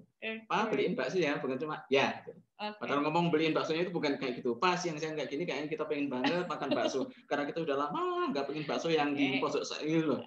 Kemudian kata papa cuma ya. Berarti, ya papa juga pengen, karena kita juga sudah lama nggak beli.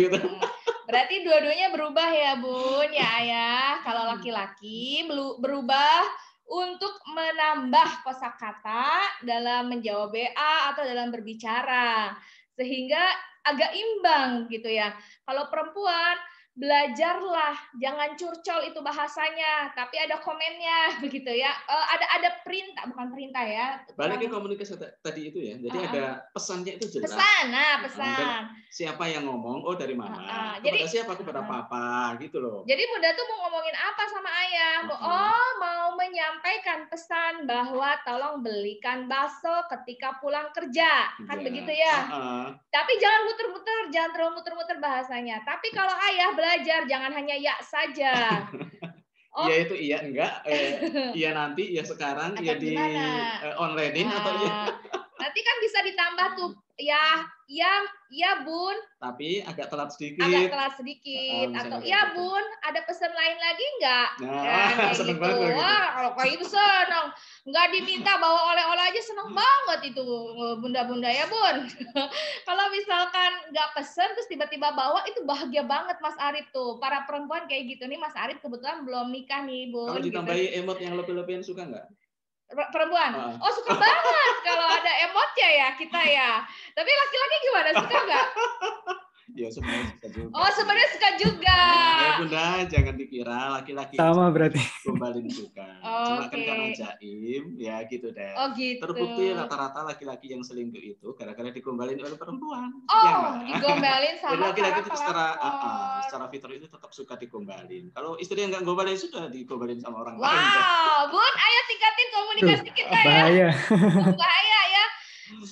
Saingan kita bukan hanya wanita cantik, ingat ya, zaman sekarang saingan kita bukan hanya wanita cantik, tetapi laki-laki gagah perkasa. Jadi ayah bunda harus meningkatkan imun.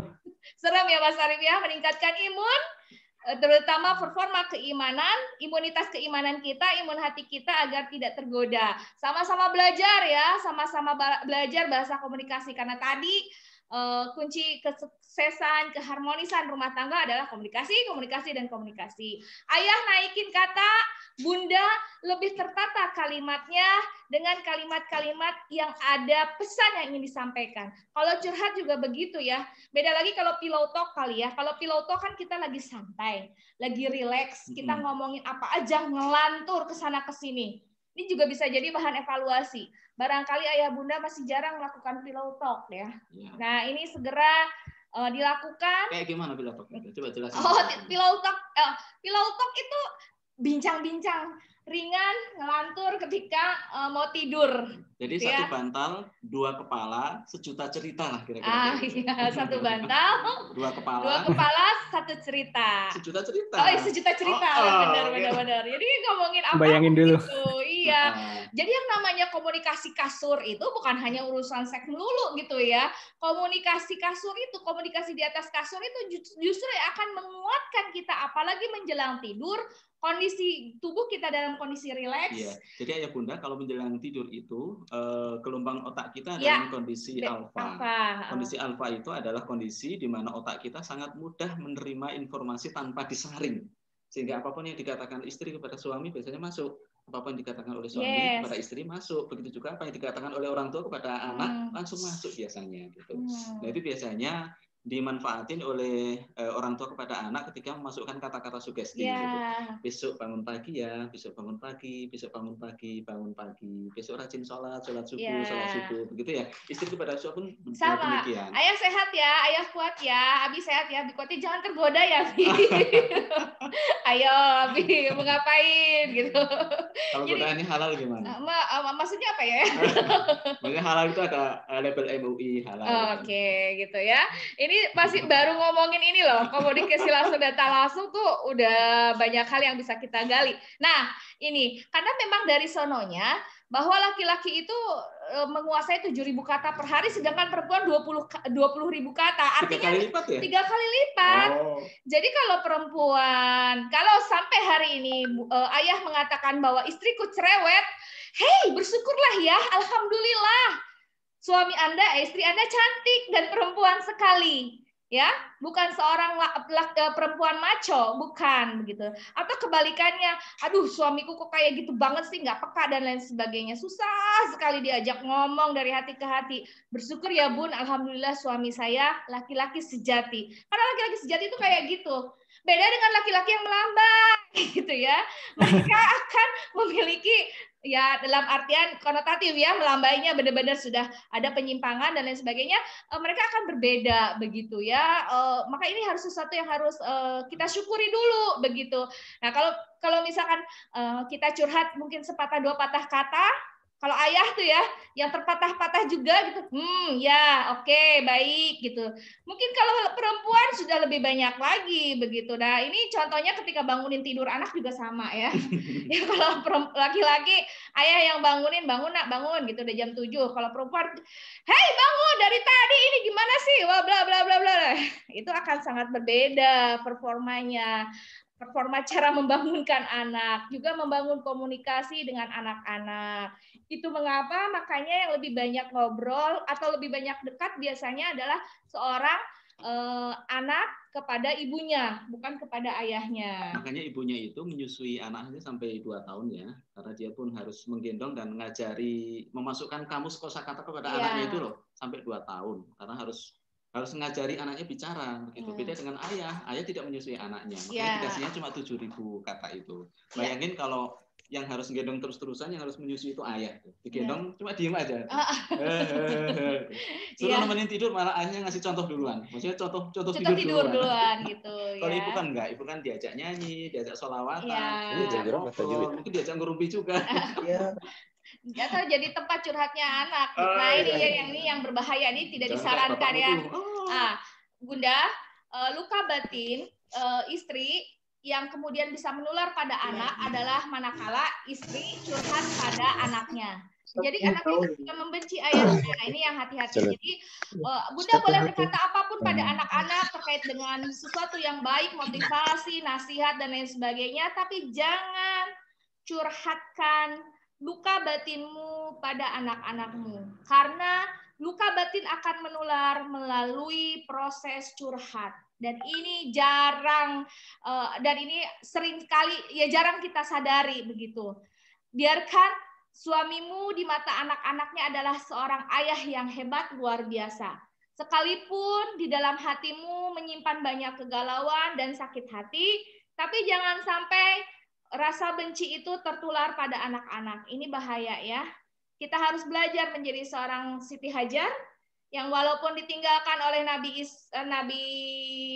Ibrahim, tetapi di mata Nabi Ismail, ayahnya seseorang yang luar biasa hebat karena Siti Hajar tidak pernah menceritakan kejelekan ayahnya. Dan nggak pernah cemburu sama Sarah ya. Dan nggak pernah cemburu sama Sarah. Padahal jadi kita Sarah tahu. Hajar. Padahal kita tahu itu sebuah proses yang sangat sulit sekali. Poligami itu bukan sesuatu yang mudah begitu ya. Jadi ngomongin poligami. Iya, itu kan lagi cerita tentang itu ya, Hajar dan Sarah. Jadi seperti itu ya Bunda. Ayah, jadi kita harus memahami kondisi bahwa ternyata fitrahnya ada fitrah yang dibalik cerewetnya suami istri, ada fitrah dibalik diamnya seorang laki-laki. Kalau dari perspektif sekuler, itu sejarahnya adalah karena manusia itu pada awalnya memang disetting dengan peran yang berbeda antara laki-laki dan perempuan. Gitu. Jadi di awal kehidupan memang laki-laki itu tugasnya adalah berburu atau mengumpulkan makanan dari luar ya. Nah, apa istilahnya itu ya? Ya berburu, mencari hunting gitu ya. Sehingga tidak mungkin seorang pemburu itu banyak ngomong gitu. Woi kijang gitu. Woi kajar enggak, pasti dia itu mengendap-endap dengan senyap, enggak ngomong sama sekali. Jadi terbiasanya memang diam. Ayah itu ya. Sehingga sampai fokus pada sasaran kena baru dibawa pulang. Nanti baru di rumah dia ngomong. Kalau ibu bagaimana? Ya ibu nunggu suaminya berburu sambil menenangkan anak-anaknya. Kita nggak mungkin menenangkan anak-anak sambil diam. Pasti sambil ngerayu-ngerayu, ngajak mereka nyanyi-nyanyi, nari-nari, ngomong satu persatu dan sebagainya. Begitu juga ketika buruan itu sudah didapat oleh ayah. Agar anaknya tidak berebut, maka sekali lagi si ibu ini banyak ngomong untuk berbagi-bagi, untuk bercerita-cerita, menghibur ayah yang kelelahan dan sebagainya. Gitu. Jadi itu kisah ala sekuler. Kenapa ayah jadi pendiam dan ibu itu banyak ngomong? Karena keterampilannya memang disetting berbeda antara seorang ayah dan seorang ibu gitu. Dan kita akan lihat perbedaan lainnya. Nah, ini yang biasanya suka jadi ganjelan dan bikin sebel perempuan karena suamiku suami, suamiku tuna rasa tuna emosi katanya gitu ya. Mari kita lihat bahwa secara fitrah bahwa seorang laki-laki akan lebih banyak logika dibandingkan rasa atau ekspresi itu kan tampak luar dari rasa ya begitu. Kalau rasanya lagi sedih pasti kan ekspresinya kelihatanlah berbeda dengan orang yang lagi marah atau gembira begitu. Dan laki-laki itu pasti akan menggunakan logika karena fitrahnya seperti itu. Fitrahnya itu seperti itu, Bun. 80% laki-laki akan pakai logika. Jadi, kalau Bunda berkomunikasi sepenuh rasa, nggak akan sampai nih. Nggak akan sampai. Bunda harus menenangkan diri dulu, lalu Bunda berkomunikasi agar pakai sedikit logika, pakai sedikit kata-kata yang tadi ada pesannya dibandingkan rasanya, begitu daripada curhat-curhatnya, baru laki-laki bisa nangkep pesan yang dimaksud oleh Bunda. Karena 80% itu logika, 20% rasa. Sementara seorang perempuan berkomunikasi 80%-nya pakai rasa, 20%-nya pakai logika. Ya, jadi kalau kerannya bocor, anak-anak laporan itu ekspresinya beda antara papa dengan mama ya. Kalau lapor ke mama, "Ma, kerannya bocor." Oh iya. Aduh, diganti panik. Panik. Ya takut gimana gitu. Kalau sama ayah ya gitu. Ya. "Pak, bocor itu kerannya." Iya. Biasa aja. Tapi kalau perempuan many expression, banyak sekali ekspresinya begitu ya. Kalau laki-laki mah agarnya kayak gitu. Nah, ini yang nggak boleh dibikin sakit hati sama Bunda ya, Bun. Ingat, jangan sakit hati, diterima. Alhamdulillah suamiku kayak gitu. Karena Bunda mau nyari kemanapun seorang laki-laki mah kayak gitu ya. Kalau Bunda hari ini tidak puas dengan suami Bunda, ya misalkan ya aku nggak puas nih udah gitu, nggak kuat juga nggak puas, cari lagi yang lain, nanti Bunda akan ketemu dengan makhluk bernama laki-laki yang sama polanya begitu ya. Daripada mulai lagi sama yang baru, kan mendingan sama yang lama aja dipertahankan ibaratnya. Karena kita udah tahu kayak gimana. Tinggal kitanya yang meningkatkan imun hati, gimana caranya bahagia setiap hari. Karena bahagia itu adalah tanggung jawab kita sendiri, bukan tanggung jawab pasangan kita. Ya, bahagia itu adanya di hati kita. Apakah kita punya niat untuk bahagia? Apakah kita punya niat untuk terlepas dari kegalauan-kegalauan yang ada? Ya kitanya yang harus berazam, kitanya harus kekeh. Aku mah pengen jadi seorang perempuan yang bahagia. Enak Bun, jadi perempuan bahagia mah orang lain akan memandang awet muda dianya, seneng terus.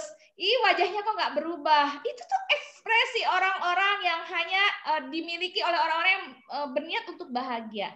Yuk, jangan boros usia lebih tua daripada umurnya gitu ya. Jangan boros muka. Mukanya lebih tua dari umurnya.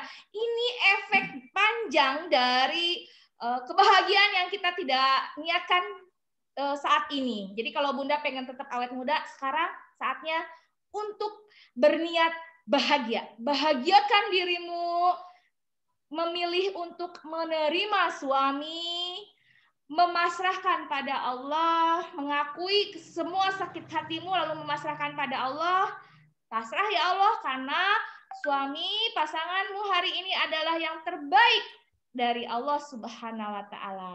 Begitu ya, Bunda. Nah, ini adalah 3V. Verbal, vokal, dan visual. Biasanya ini adalah gaya komunikasi gitu ya. Komponen, apa istilahnya? Iya, komponen dalam berkomunikasi. Jadi, ada komunikasi menggunakan verbal, kemudian secara verbal, kemudian vokal, kemudian visual yang harus kita perhatikan. Jadi begini ya Bunda, ketika kita berkomunikasi, sesungguhnya yang paling banyak ditangkap oleh orang yang kita ajak komunikasi itu adalah tubuh kita, ya, visual kita. Maksudnya begini, ketika saya ngomong kepada anak-anak atau kepada istri begitu ya, maka sesungguhnya 55% yang diperhatikan oleh istri itu adalah sikap saya atau sesuatu yang bisa dilihat. Ya. Bahkan saya hanya dengan melihat saja istri itu lebih paham dibandingkan dengan apa yang saya katakan atau isi kata-katanya gitu ya. Tadi saya contohkan dengan film Mr. Bean gitu ya. Kita tuh nggak mendengar apa yang dia ucapkan gitu. Tapi hanya dengan melihat layar saja itu sudah paham sekali apa yang dilakukan oleh Mr. Bean gitu. Nah, suami kepada istri kepada suami sama. Saya kalau pulang kerja dengan muka kusut, meskipun nggak ngomong apa-apa, entah ada aura apa, istri saya bisa ketularan marah-marah, bisa ketularan ikut-ikutan merengut gitu ya. Ikut-ikutan nggak enak juga, itu bisa banget itu. Maksudnya saya telah membawa komunikasi visual kepada istri sehingga istri terdampak nggak enaknya. Begitu juga dengan ekspresi bahagia atau kenampakan-kenampakannya bisa membuat kita bahagia. Jadi kadang-kadang kita menghadapi anak-anak, kita tidak merasa mengatakan sesuatu kepada mereka. Tapi mereka bisa menangkap isi hati kita. Bisa menangkap apa yang kita sikapkan sehari-hari. Hanya dengan melihat saja gitu. Ya kita juga nggak marah-marah, kita juga nggak merenggut, nggak manyun-manyun. Datar aja. Kita juga kayak asli aja, natural aja sikap kita memang hari ini seperti ini. Tapi anak-anak itu kerasa banget. Kenapa anak-anak hari ini rewel banget? Gitu ya. Padahal kita nggak marahin mereka, kita nggak nuntut apa-apa sama mereka. Itu namanya visual, apa yang dilihat. Visual communication. Jadi yang paling banyak diperhatikan oleh orang yang kita ajak bicara itu adalah visualnya. Makanya perhatikan ketika kita ngomong atau berkomunikasi dengan pasangan, itu perhatikan visualnya. Perhatikan ekspresi mukanya, perhatikan sikap tubuh kita gitu ya. Kita ngasih segebok uang, tapi dengan muka apa ya? Dengan melotot, cara ngasihnya dengan dilempar, marah. ya sama aja, tidak membuat orang yang kita kasih uang itu Nyaman. jadi senang, jadi nyaman. Iya, itulah yang biasa kita sebut, dan itu biasanya ekspresinya itu adalah spontan ya. Spontan. Dan itu dibaca secara mikro. Iya, dibaca oleh mikro. Ekspresi spontan itu adalah komunikasi mikro atau micro expression yang biasanya itu berasal dari dalam lubuk hati yang paling dalam. Alam bawah sadar yang alam membaca, bawah ya. sadar yang mengeluarkan itu alam bawah sadar. Jadi kita itu punya antena alam bawah sadar yang akan membaca mikro ekspresi orang yang ngajak kita bicara. Gitu. Jadi Bunda kalau nggak mau sakit hati, jangan dulu belajar micro expression ya Bun ya.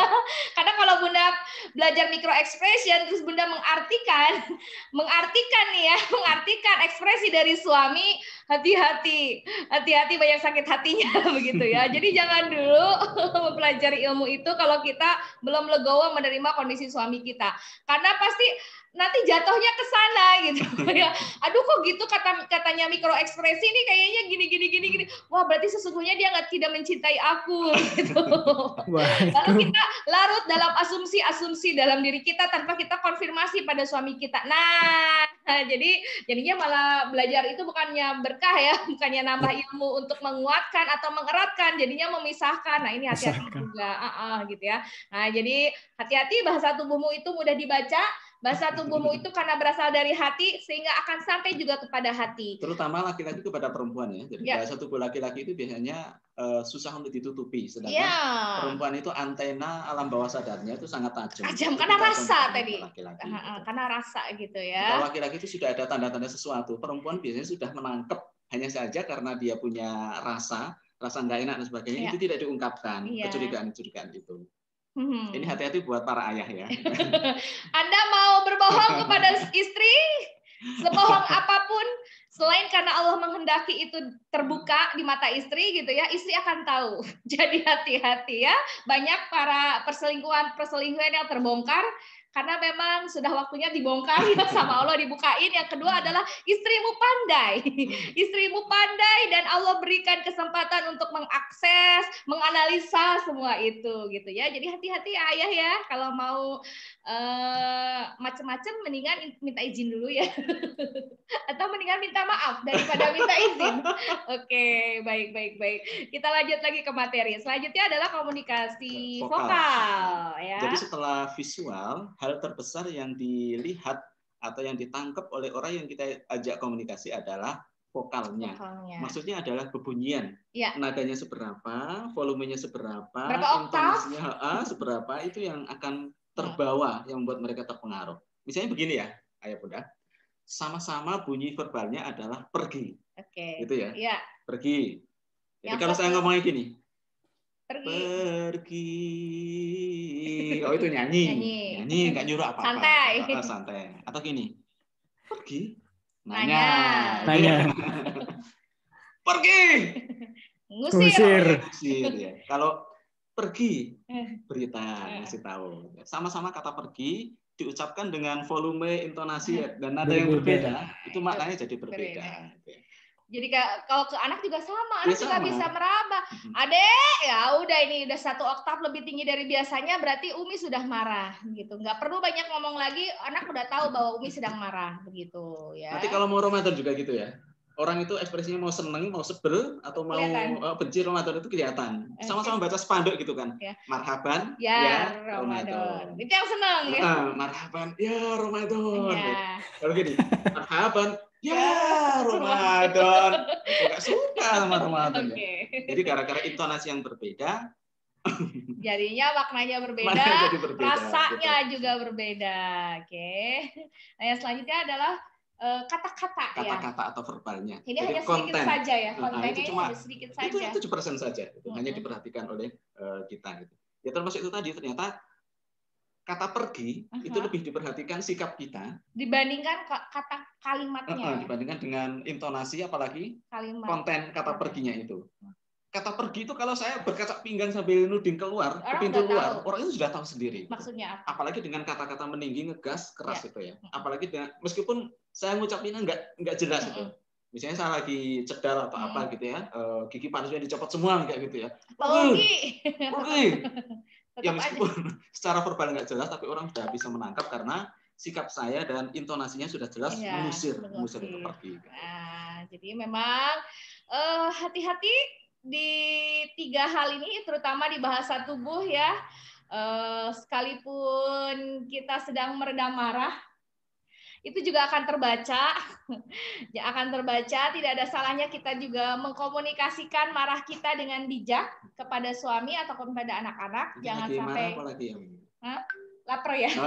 Saya belum sarapan gitu. Oke, jadi harus hati-hati Bunda. Bahasa tubuhmu adalah bahasa yang paling mudah ditangkap oleh pasanganmu, begitu juga dengan ayah. Dan harapannya kita semakin bersemangat untuk memperbaiki komunikasi kita nih ya kepada pasangan. Dan ini adalah babnya bab tentang latihan.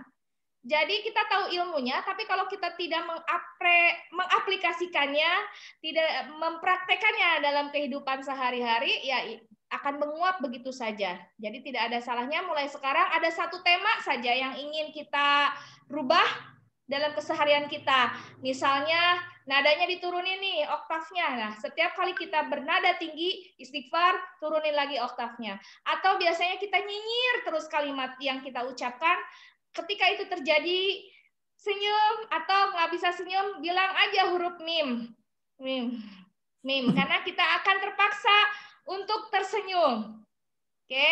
Dan karena bahasa tubuhmu adalah sesuatu yang mudah untuk ditangkap oleh lawan bicara, maka gunakan hatimu untuk selalu berkomunikasi, baik di tubuh, di kata-kata yang dipilih maupun di suara yang dikeluarkan. Gunakan hatimu untuk berkomunikasi, atau kita biasanya menggunakan istilah komunikasi empatik. Karena untuk meningkatkan kualitas komunikasi, berarti kan harus ada yang dirubah, begitu ya. Jadi komunikasi empatik itu kita ngomong, kita berkomunikasi sambil pinjem perasaan orang yang kita ajak ngomong. Kira-kira kayak gitu. Kalau orang lagi sedih ya sudahlah, kita dengan bahasa layaknya ngajak orang bersedih gitu ya. Kalau dia lagi berbunga-bunga, bergembira, ya pakailah bahasa yang antusias dengan seperti perasaan dia, itu empatik namanya. Gitu Mas Arif, sebagai pemantik dari kami, mudah-mudahan menimbulkan banyak keresahan sehingga kita bisa berdiskusi begitu ya. Oke, baik. Dulu saya serahin ke Mas Arif, silakan. Oke, terima kasih Teteh dan juga Kak Yazid ya. Ada sekitar 20 menit untuk tanya jawab. Silakan Ayah Bunda, boleh banget loh nanya langsung atau lewat kolom chat ya, karena akan ada door prize juga yang udah disediakan khusus buat yang bertanya. Ada nasi pabuli dan juga ada makanan pendukung ASI kayak gitu. Jadi jangan lupa ya buat tanya. Boleh silahkan ada yang mau tanya langsung boleh, ada yang mau buka mic juga boleh. Ada barangkali?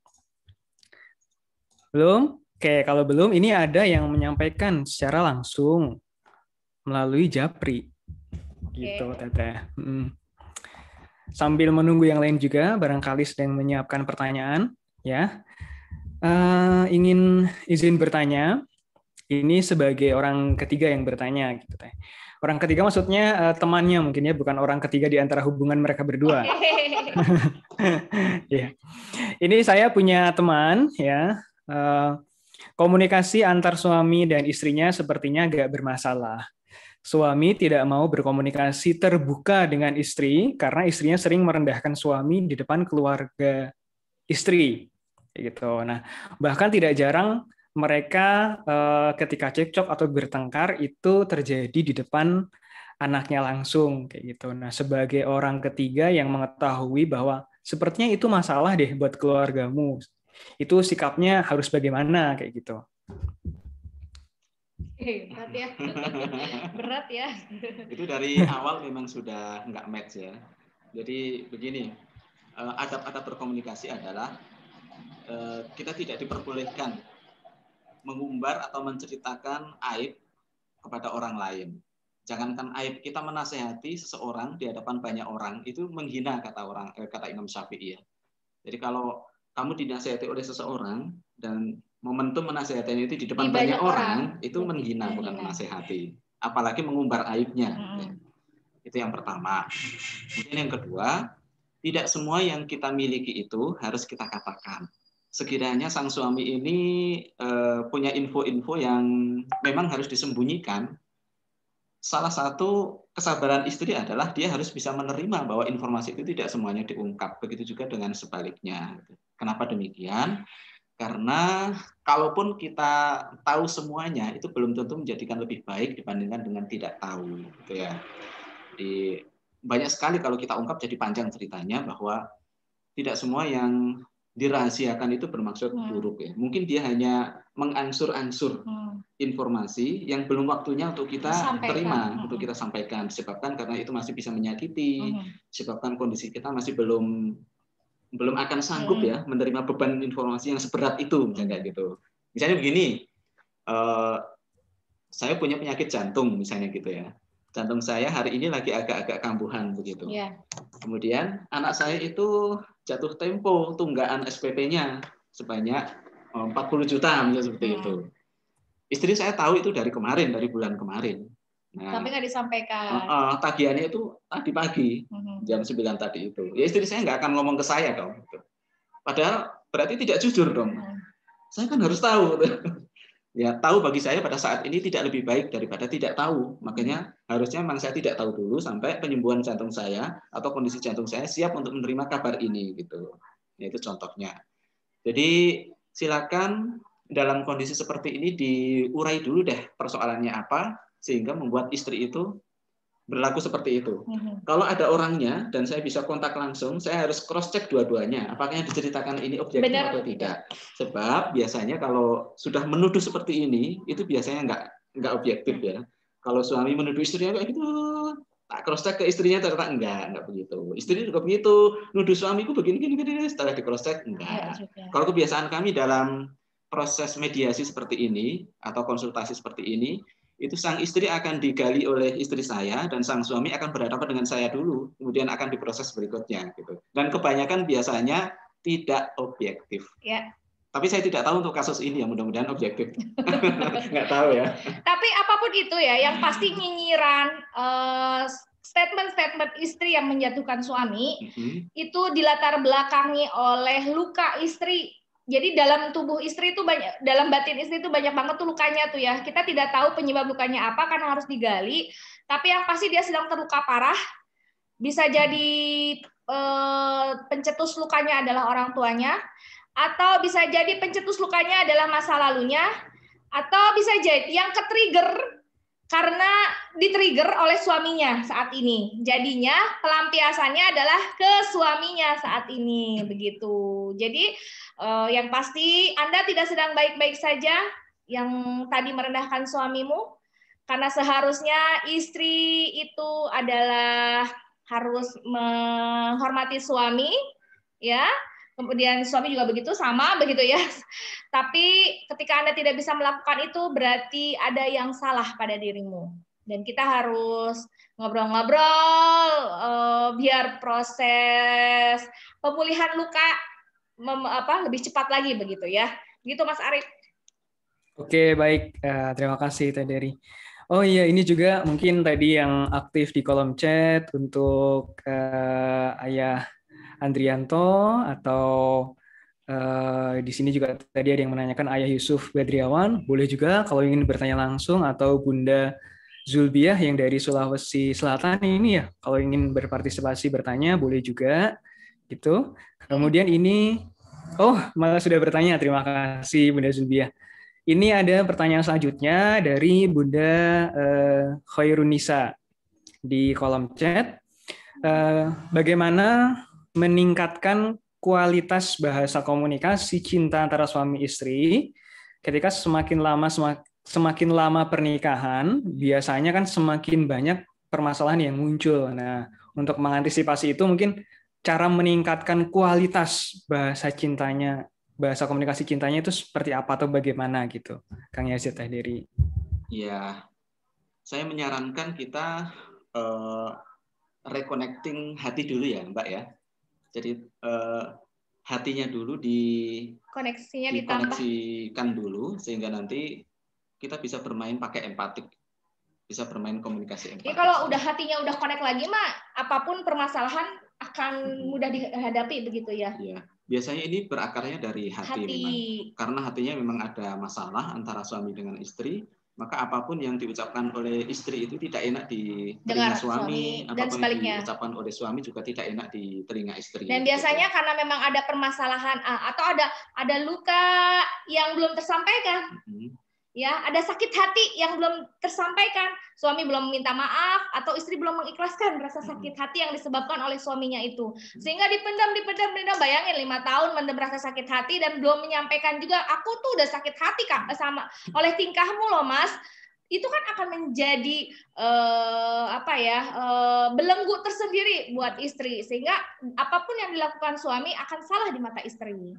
Jadi kecenderungannya suami dan istri di usia pernikahan semakin lama itu semakin rekat harusnya ya komunikasinya, karena semakin banyak momentum untuk dilewati bersama. Gitu. Pada saat pengantin baru kita hanya melalui masa-masa bahagia, masa-masa menyenangkan. Begitu di tahun-tahun berikutnya kita menghadapi persoalan, ada lagi model komunikasi untuk merekatkan hubungan ketika menghadapi persoalan bersama, gitu ya. Semakin lama semakin kaya metode berkomunikasi, harusnya begitu. Nah, kalau ternyata tidak, malah justru kebalikannya, itu artinya ya masalahnya berada di hati gitu, sehingga tetap disarankan reconnecting hati dulu ya. Caranya paling sederhana adalah dengan memaafkan, meminta maaf dan memaafkan. Meminta maaf dan memaafkan, maksudnya bukan sekedar minta maaf dan memaafkan seperti yang lebaran itu ya, tapi betul-betul menghapus rasa. Kalau ingat peristiwanya tetap ingat ya, misalnya suami pernah membentak, istri pernah menuduh dan sebagainya, tetap ingat, tapi di zero. Suami pernah memukul, seperti itu ya. Nggak akan pernah lupa tuh istri itu. Atau istri pernah berkhianat, kayak gitu ya. Itu nggak akan pernah lupa. Tapi dimaafkan dengan cara dizerokan, dilepas semuanya. Gitu. Oke gitu ya. Ngelepasinnya gimana caranya? Pasrahin sama Allah. Yakin bahwa pasanganmu adalah pasangan terbaik dari Allah. Allah loh yang menghendaki pernikahan ini terjadi. Allah loh yang sudah mengizinkan semua ini terjadi. Ya kan? Seperti itu. Sehingga memang semakin sering kita merekoneksi, menautkan hati kita pada Allah, nanti insya Allah lambat laun reconnecting hati pada pasangan juga akan semakin meningkat. Jadi itu ya Bun, kalau ingin meningkatkan kualitas pasangan, kualitas komunikasi dengan pasangan adalah tingkatkan komunikasimu pada Robmu, karena nanti akan otomatis gitu ya. Karena Allah menyuruh kita untuk memaafkan kan, memaafkan kesalahan orang lain, ya itu lakukan. Allah menyuruh kita untuk memuliakan suami kita, ya itu lakukan. Jadikan pernikahanmu, peranmu sebagai istri, sebagai bukti penghambaanmu pada Allah Subhanahu wa Ta'ala. Nanti biarkan Allah yang merubah suami. Nanti biarkan Allah yang meningkatkan kualitas hubungan kalian. Nanti orang yang akan menilai, bukan kita yang menilai, ih harmonis banget ya ini suami istri ini. Nah, senang kan kalau seperti itu. Tapi jangan ngaku-ngaku sebagai pasangan yang harmonis. Biarkan orang lain yang menilai. Oke, begitu Mas Arif. Ada lagi ya ini ya? Ada lagi, Teh. Ya, ini dari Bunda Zulbiah, Bulukumba, Sulawesi Selatan. Terima kasih Bunda Zulbiah sudah berkenan untuk membagikan ceritanya. Jadi saya bacakan kalau yang ingin ditanyakan dari Bunda Zulbiah. Beliau menanyakan ya, saya sendiri punya masalah di dalam kehidupan suami istri. Ya. Suami sangat overprotective, selalu curiga dengan saya, padahal saya dan suami sudah berumah tangga selama 6 tahun. Dan sebelumnya sudah kenal selama 5 tahun sebelum menikah. Tapi sampai sekarang suami selalu curiga kalau saya di tempat kerja. Nah, bagaimanakah sebaiknya untuk meyakinkan suami agar bisa percaya dengan saya? Kayak gitu. Bun, pernah tanya nggak? Kenapa suami securiga itu? Kenapa suami seprotektif itu? Coba tanya alasannya, ya. Tanya dulu alasannya apa, dengarkan dulu begitu, karena bisa jadi itu adalah ekspresi kekhawatiran dia, karena di masa lalu pernah ada satu peristiwa yang menyebabkan dia harus bersikap seperti itu. Bisa jadi misalkan pernah ada satu trauma di kehidupan keluarganya atau orang tuanya yang menyebabkan dia ketakutan dan overprotective seperti itu. Apakah benar-benar dilandasi karena sayang gitu ya, cinta, tidak ingin ditinggalkan, atau semata-mata melampiaskan kemarahannya. Nah, kita kan nggak tahu, makanya harus digali dulu kenapa diprotektifin seperti itu dan dicurigain seperti itu. Memang nggak enak ya kalau kita nggak enak. diawasi CCTV kayak gitu. Iya, kan? Lagi di mana sama siapa ngapain. Kamu di mana? Semalam kamu di mana? Jadi biasanya, saya tidak berasumsi, tapi biasanya kalau ada seseorang yang sangat overprotective kepada pasangannya, posesif seperti ini, itu adalah seseorang yang punya riwayat kelekatan, attachment, bermasalah dengan orang tuanya. Gitu. Nah, silakan dicek apakah suami punya masalah attachment, apakah sama orang tuanya. Kelekatan dengan orang tuanya di masa lalunya ya. Makanya sering-sering komunikasi, sering-sering cerita-cerita sama suami gitu. Kali aja memang dia punya riwayat attachment yang salah dengan orang tuanya di masa lalu. Okay. Itu kan hal yang sensitif juga sebetulnya ya, bertanya tentang masa lalu tuh. Tapi harus mau nggak mau kita harus saling bercerita tentang masa lalu. Nah, kalau sudah hal seperti ini memang sesuatu yang harus dibuka ya. Iya. Sesuatu yang sudah harus dibuka. Nah, antara suami kepada istri kepada suaminya. Kemudian yang kedua, silakan dicek tentang tujuan dari Bunda untuk bekerja sehingga harus berpisah atau keluar dari area nyaman suami yang ada di rumah itu. Sekiranya melalui komunikasi yang dekat dengan suaminya, sekiranya suami mampu, sekiranya pekerjaan ini tujuannya adalah untuk mencari uang. Kalau ada yang lebih dekat, lebih baik lingkungannya, dan bisa diakses oleh suami langsung, kenapa nggak di situ saja? Atau misalnya kalau memang tujuannya mencari uang dan bisa diupayakan di rumah, ya bisa dipilih yang itu begitu. Atau bisa dikomunikasikan lebih dekat lagi kepada suami, sekiranya kebutuhan uang sekian yang dikejar oleh istri, oleh Bunda ini bisa dipenuhi oleh suami, ya sudah, relakan saja untuk tidak bekerja. Begitu. Karena tidak ada kewajiban bagi istri untuk bekerja menafkahi keluarga. Itu kan semuanya tanggung jawab suami. Jadi harusnya kalau memang suami kurang menghendaki, kurang merelakan, bahkan ya tanda-tanda overprotective itu kurang merelakan istrinya bekerja sebenarnya gitu. Ya sudah, tanggung jawab dia, konsekuensinya adalah ya penuhi saja kebutuhan. Oke, saya bekerja itu untuk memenuhi kekurangan 3 juta dari kebutuhan keluarga kita.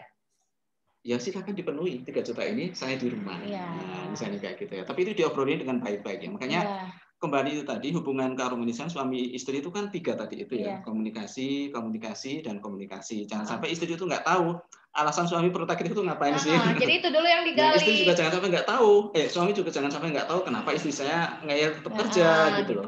Jangan sampai nggak digali. PR-nya adalah sekarang yang pertama digali dulu kenapa bersikap protektif seperti itu. Nih kalau apalagi tanpa ada alasan, artinya Bunda tidak pernah melakukan perselingkuhan atau apapun yang dikhawatirkan oleh kebanyakan laki-laki, berarti kan lebih mudah, seharusnya lebih mudah untuk menyampaikan kenapa seperti ini begitu. Kecuali kalau dulu emang udah pernah ada kesalahan, ada satu peristiwa sehingga itu bisa jadi alasannya ya gitu. Tapi kalau nggak ada sih, saya rasa berbicaralah dengan baik-baik, menggunakan hati. Tapi ingat ketika berkomunikasi dengan suami, apalagi mau menggali yang seperti ini, tenangkan dulu hati kita, dekatkan dulu pada Allah, sehingga nanti kalimat yang keluar dari mulut kita adalah kalimat yang dituntun oleh Allah, yang tidak menyakiti hati suami kita, kalimat yang santun penuh dengan rasa cinta. Apalagi udah kenal 5 tahun sebelumnya ya. Iya, berarti udah 11 tahun. Intinya kan lebih gampang ya. Kita sebelum nikah cuma 5 pekan. 5 pekan dikenalin. Sehingga nggak ada akhir terus-terusan untuk terus berkenalan gitu ya. Karena memang cuma sebentar. Gitu Mas Arief. Oke, mudah-mudahan bisa. Ya, mudah-mudahan bisa menjawab dan bisa membantu untuk memperbaiki apa yang saat ini sedang terjadi. Gitu. Ya, mungkin satu kali lagi yang ada penanya mungkin Ayah Bunda, masih ada waktu sebelum azan zuhur. Adakah? Kalau tidak ada yang bertanya lagi, maka selanjutnya mungkin closing statement dari Kang Yazid dan juga Teh Dery untuk para ayah bunda. Oh, terima kasih banyak. Iya, sama-sama Bunda Zulbiah. Ya, baik. Kalau begitu mungkin closing statement dari Kang Yazid dan juga Teh Dery untuk materi webinar pada pekan ini. Baiklah ayah bunda sekalian, berkomunikasi adalah salah satu kebiasaan para penghuni surga.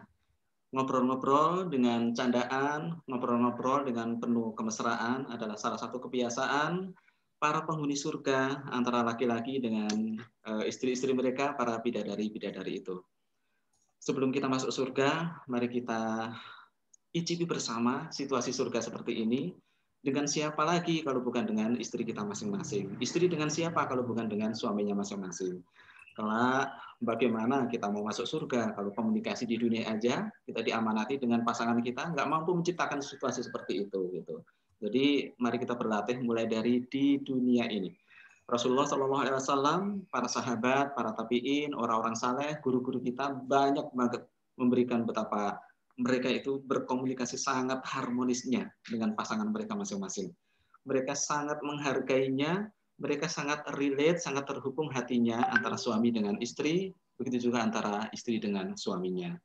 Oke, buat ayah bunda semua yang ada di rumah, ayo tingkatkan kualitas dan kuantitas komunikasi kita dengan pasangan, dan agar semuanya membuahkan hasil yang harmonis, yang sakinah, mawadah, warohmah, libatkan Allah.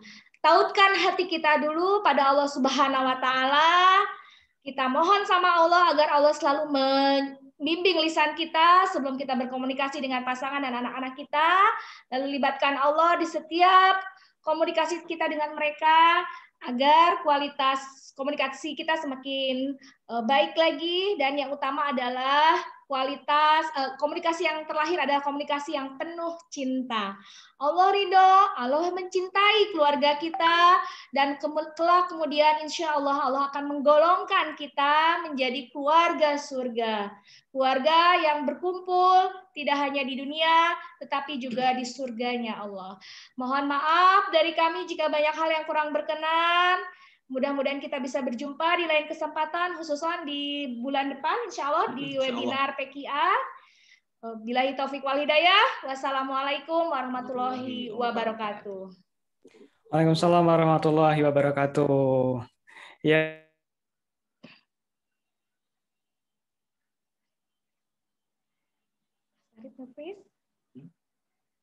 Mas Arif, please. Oke, apa kita? Mas Arif? Cek. Kita kayaknya ya. Please.